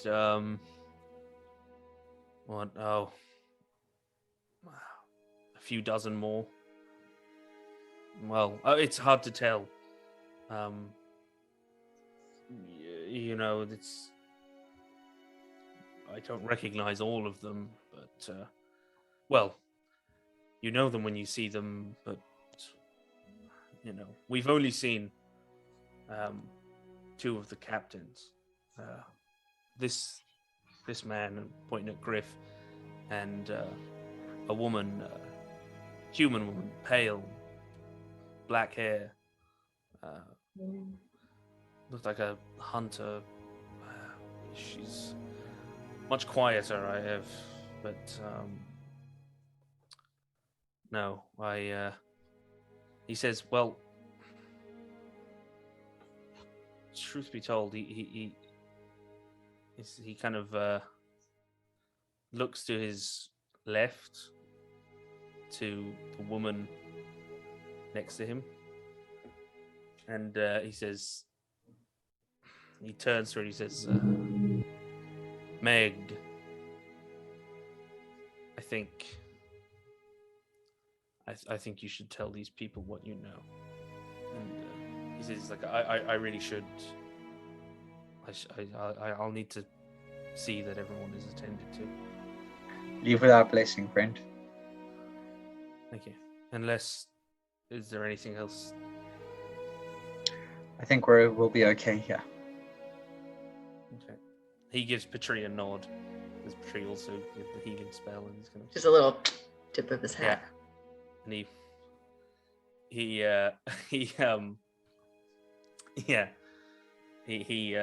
kind of pats you on the shoulder, Dorla, and he says, "You should be dead." He's like, that's tough nut to crack, and he starts walking off. He sounds quite. As he says that to Doral, I'm gonna be like, it's his obsession with checking ceilings. It keeps him alive. Yeah. He doesn't, it goes over his head. He hasn't. It's like a, someone tells an inside joke and he just like has no idea. But he laughs politely. He sounds almost like kind of a little bit pot. He doesn't sound like, he sounds a little bit posh. Kind of not like noble, but he sounds. Like he could have maybe worked for a noble at one point or something like that. Yeah, like he doesn't seem like he's from the drains or anything, And yes, he was this woman here, sort of shuffling. She's she had come up with Rin. She is sorry. Again, you can kind of, I suppose, if you zoom in, I always forget, is it click and is it just Z? Yeah. You can see, you know, that's, you know, pretty much, you know, she looks like she's dark, you know, kind of mud brown hair. It's kind of plastered to her face in places. Bit of a, you know, kind of sallow skin. It looks like she spends a lot of time outdoors. Is wearing a lot of like hempen clothes. She's looking at Rin, and then is just like looking at you and. Well, Meg, Ren said you had a story for us. What do you know? Well,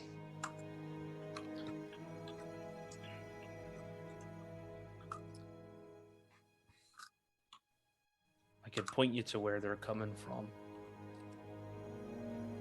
That would be most useful. I know you don't really like it here. I've not been here long. Now the area nearby. There's a swamp, a swampy area. It's quite large. People call it Green Marsh. It's like I live out in the Green Marsh. I always preferred it that way. Not good with people. Most of them turn their nose up at me. Even most of this lot call me Bog Witch. You know. But I did find something washed up and by my cottage. Well, it was one of these fellas, and she kind of kicks one of their corpses. You know, says had a map on him. You know, well, that's what it looked like, but they're holed up. I'd assume in sorry, where is it gone? Hang on. Bollocks. Yeah, sorry. Out in the Green Marsh. There's old ruins. Used to be a castle. Some old fancy lord. Way back. Ages back. Most people say it's cursed. Monster infested. I found this map, and it were going from around here, and it looked like directions how to get to an old ruined castle. I know for a fact I've been there. I've seen them ruins. It seems like they're holed up in there, but I ain't got the map on me. It's back at home. I found it a fortnight ago. Only reason How far I'm is... here. Sorry, carry on. Only reason I'm here is I had some unwelcome visitors, bullywugs. Don't know if you've got bullywugs in the city. Big froggy bastards. Toad men. Nasty fuckers. Well, one of them, thinking he's some sort of fancy lord himself, he fancied my cottage, and well, you know, I can stand up for myself, but I'm no match for a gang of bullywugs, you know. So, well, I had come here, and there's some fat frog making muck out of my home. Well, you know, if you want to help me, it could. If you clear out the cottage, there's a map in there. I think we could help you out with that. Oh yeah, and I'd be very interested to see this map. Very interested indeed. We can do this. Map and maybe somewhere to stay for the night while we plan our next move. Well, I only got one bed, but if you don't mind sleeping on the floor. I know a lot of you city folk are too good for that. Have you seen the color of these cloaks? I've spent many a night on a hard sewer floor. All right. So, Any place well, that doesn't smell like shit is a step up in my book. well, I can't guarantee that my cottage don't smell like shit now that them bullywugs have been through there, but Don't worry. Petrie over here is a knack at cleaning, you know? yeah, she's like looking at Watson, she's quite intrigued as well. This kind of Burn away all the dirt. she goes up to Watson and she kind of tink tink tink tink like taps on him, He like, just like as if he's just been tickled. Yeah. Strange. But careful, that stuff burns. Don't want to get that splashed on you. I can't remember what he has in it. Do you remember? I need to dig. Was it acid? Yeah, it must have been. No. You put a potion in him or something. Was it the potion of flying or healing? Oh, because I have the Yeah, you roll the thing and it. I'll go figure this out. I feel like it was either healing or it was flying, or maybe I think it was flying because. He can fly. Did we give a potion of flying to somebody in the theater that fight? Rings a bell. Did somebody have? Yeah, he poured acid onto the person, and then I think we put a potion that we found in the theater in him. Right, because I have my jug of acid that I had, and then and then you have your experimental elixir, and every day you could. It might have been healing. If we can't remember, if you want, because it's. I didn't make a note of it or anything. It was flight to get up the window thing, I think, wasn't it? Yeah, but you did another one coming here because you would have had the long rest. You can roll it again if you want, because I don't remember and I don't have it written down, and I don't know unless someone else had made a note of it. Nope. It's fine. I presume I used it because this was just a continuation of last time, so I'll roll it for the next time. I don't think we didn't use it because to my knowledge, I don't think we used that, did we? Should I roll it? We didn't have any combat between, because it's with the session ended with this fight or the beginning. Right. You can roll it again if you want and see, because I don't remember what would have been in. Sure. And Should I just roll? What is it? It's a D6, I guess. Hang on, I just closed it. Roll for each elixir's effect separately. So roll just about D6.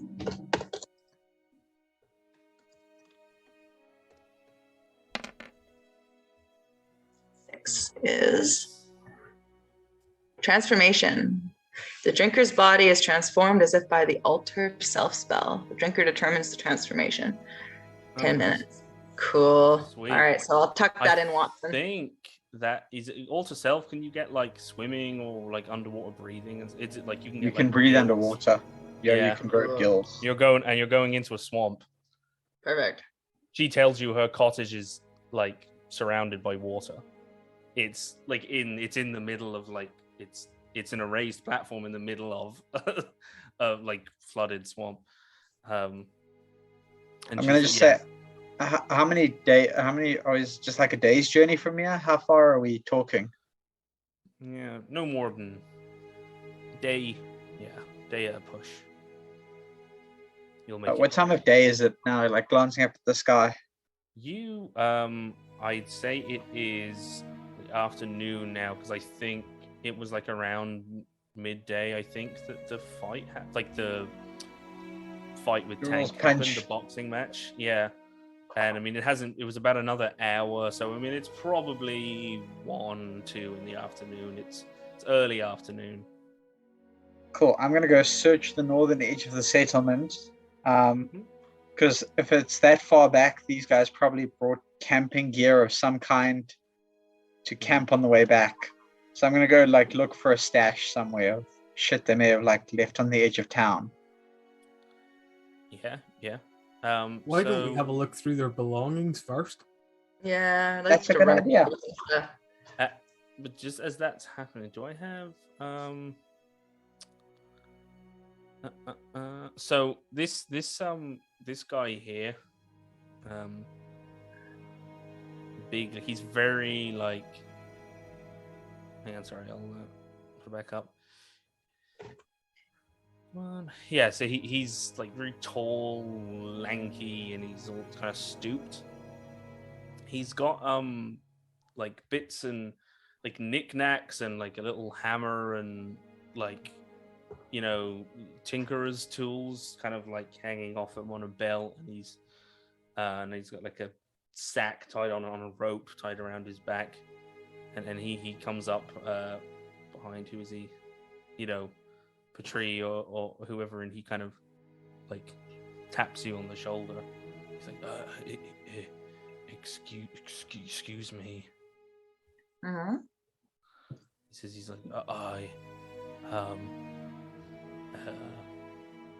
I find things. I have. Thank you for. They were very bad men, and he's like, you can take one, and he kind of opens up this sack, and inside there are some like odds and ends. There's all these little trinkets, like little broken bells, and and other things, and colored feathers. But there's like some other like odds and ends in there. There is hang on, where is it? Oh, wrong thing. Yeah, he has these things. You can see inside the bag there is a spyglass. So like this brass like telescopic spyglass. There is a. It looks like it's made again out of brass, and it's like some like horn maybe, some sort of like it looks like horn or maybe ivory. It looks like a pipe when it's banded in bronze. There is just this weird like black iron stick. It almost looks like a chisel, but it has runes carved into it. And then there is a silver coin with a feather etched on it, and then there is a little lamp, like a lantern, with butterflies inlaid on the glass, and each panel is a different colored glass. It's like pink, green, blue, lavender, and he's like displaying all these little like trinkets. He's like, I collect them from when people don't need them anymore. And he kind of points at like all the dead dudes around. Is he offering this stuff to Patry, or is it? He says you can take one. Like you, as a group, can like take one of his treasures. Now he actually he displays with the pipe, and he's like look. He gets the pipe, and he like just he does something. There's like a little wheel on the side, just like a little lever thing, and he like flicks it, and the pipe lights all on its own. Cool. And he's like, he's smoking. So I don't know. Pouches.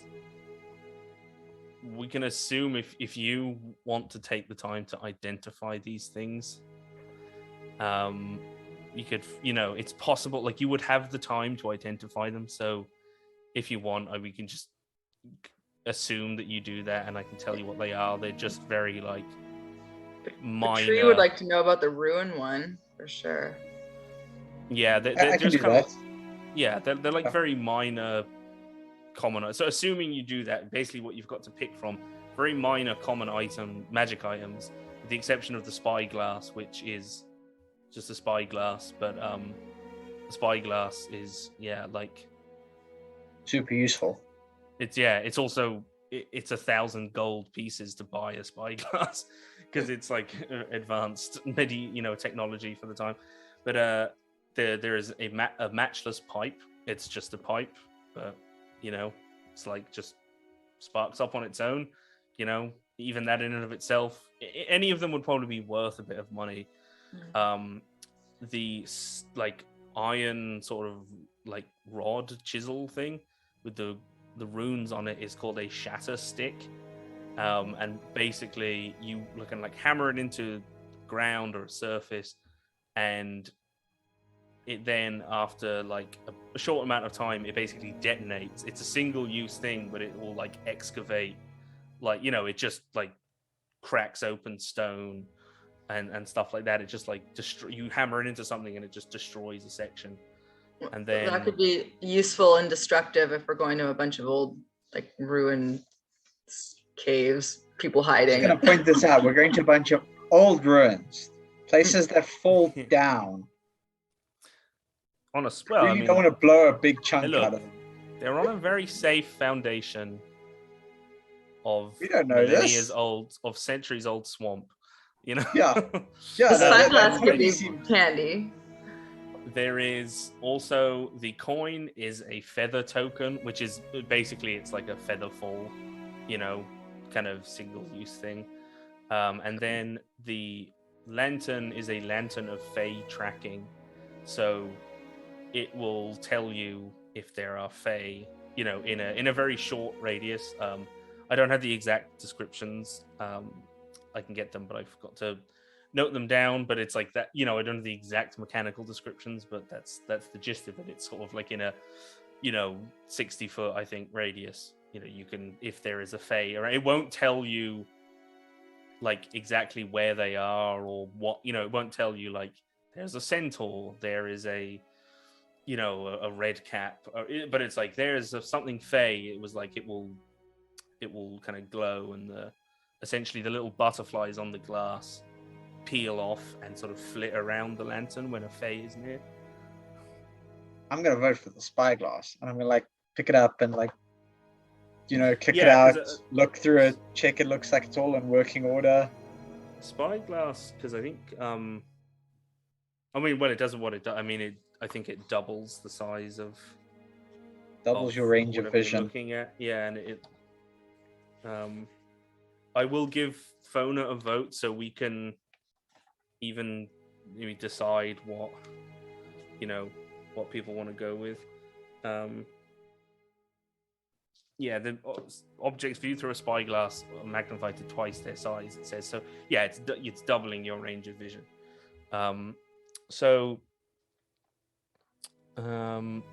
He's offering these things. He also looks eager to also kind of loot the bodies. He's a rag and bone man, and a tinsmith. He's just this. He kind of subsists on, he collects things, and then people, if you ask around about him in the camp, he introduces himself. He says his name is Dunbar, and he he'll people kind of tolerate him, and he's like a bit of a savant. He's very good at like tinkering, but he'll fix things up, minor things with people, pots and pans and whatever, and metal work. But obviously he doesn't have like a forge or anything, or the means to to make one. They're all very poor. But my vote's for the pipe, and I just want it. Maybe you're interested in trade.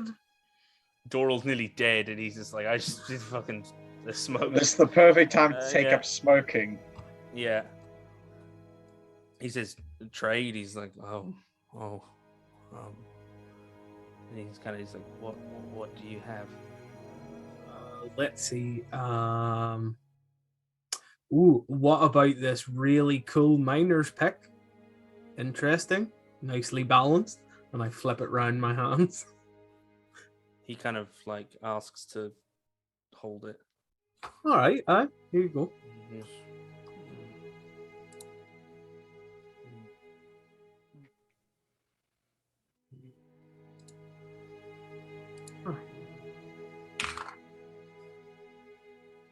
You make a persuasion check.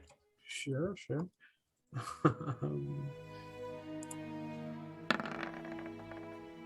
$13. Yeah, he will trade you the pipe for the minus pick. Oh, awesome! It's actually going to be very useful for him. I'm like a little bit forceful in it, and I'm like, no takesy backsies, right? He says, no takesy backsies. Awesome.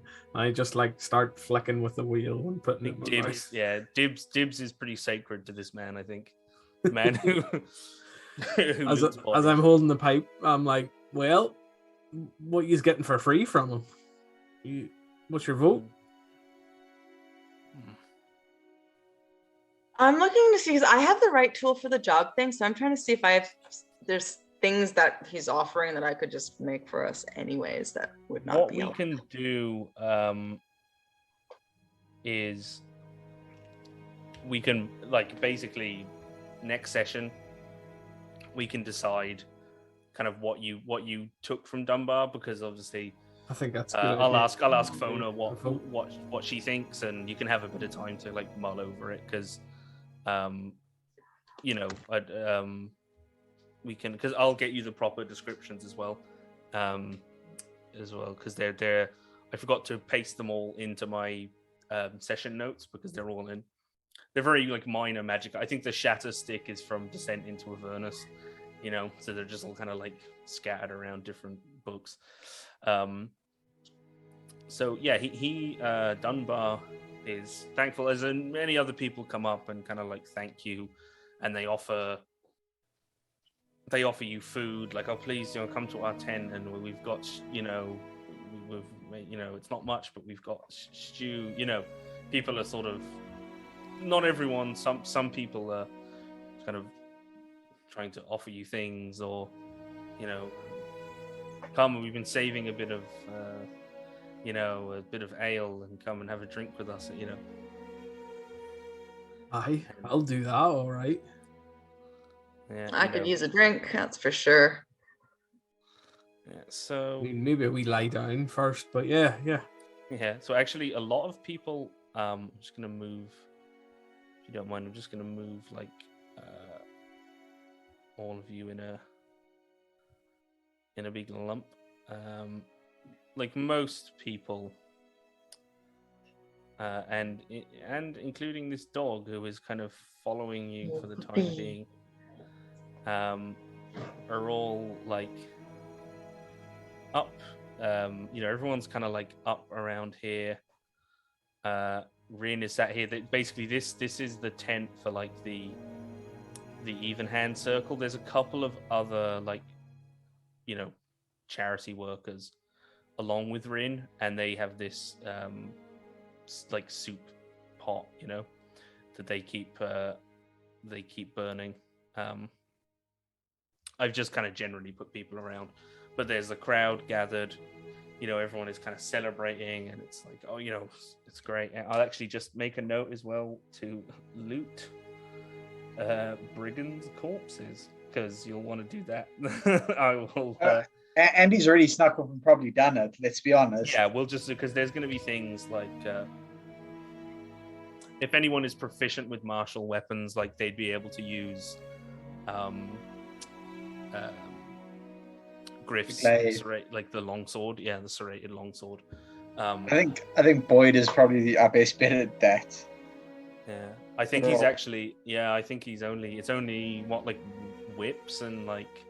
Yeah, I'm proficient in everything but weapons. Yeah. But you're a dwarf, so don't you have martial weapon proficiency from your dwarf background?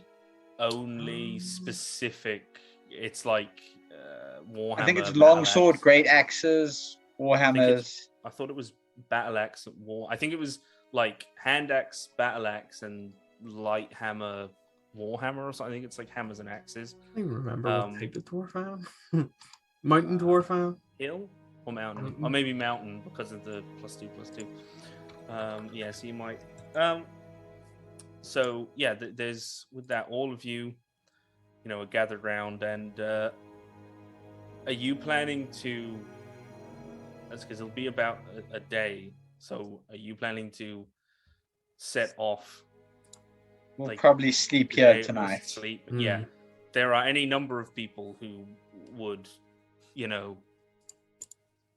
say, "Oh, please, my tent, I'll sleep outside," or some people, you could, or somebody might have space for one of you, or there are a lot of people in the tent that Rin is overseeing. Lots of people.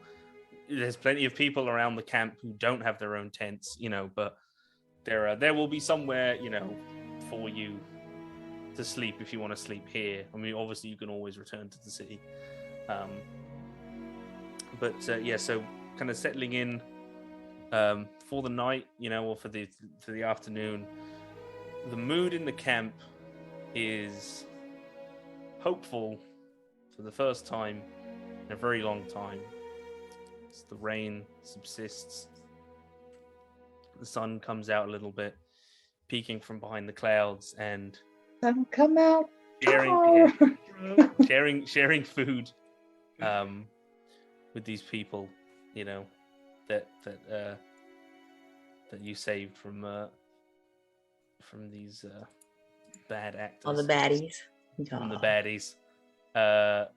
There is, a hopeful mood in a pretty desperate place No. for a few hours at least. Durrell seems to the take sun to is this shining. really well. He's very much like a Superman or something like that. He's like, haha, you're very welcome, citizens. Yeah, and with Patches that, strains one of his eyes, rolling them at us. and with that, on that schmaltzy note, as a rainbow appears after the rain, as Dolly Parton so sagely said, this is where we're going to end this session, and we will see you for the next one. We'll pick up braving the swamps and go fight some frogs. Yeah. Yeah. Yay. So Swamp butt. swamp butt. Thanks so much, everyone, for tuning in. If you enjoyed the show, please consider subscribing. It'll really help us out.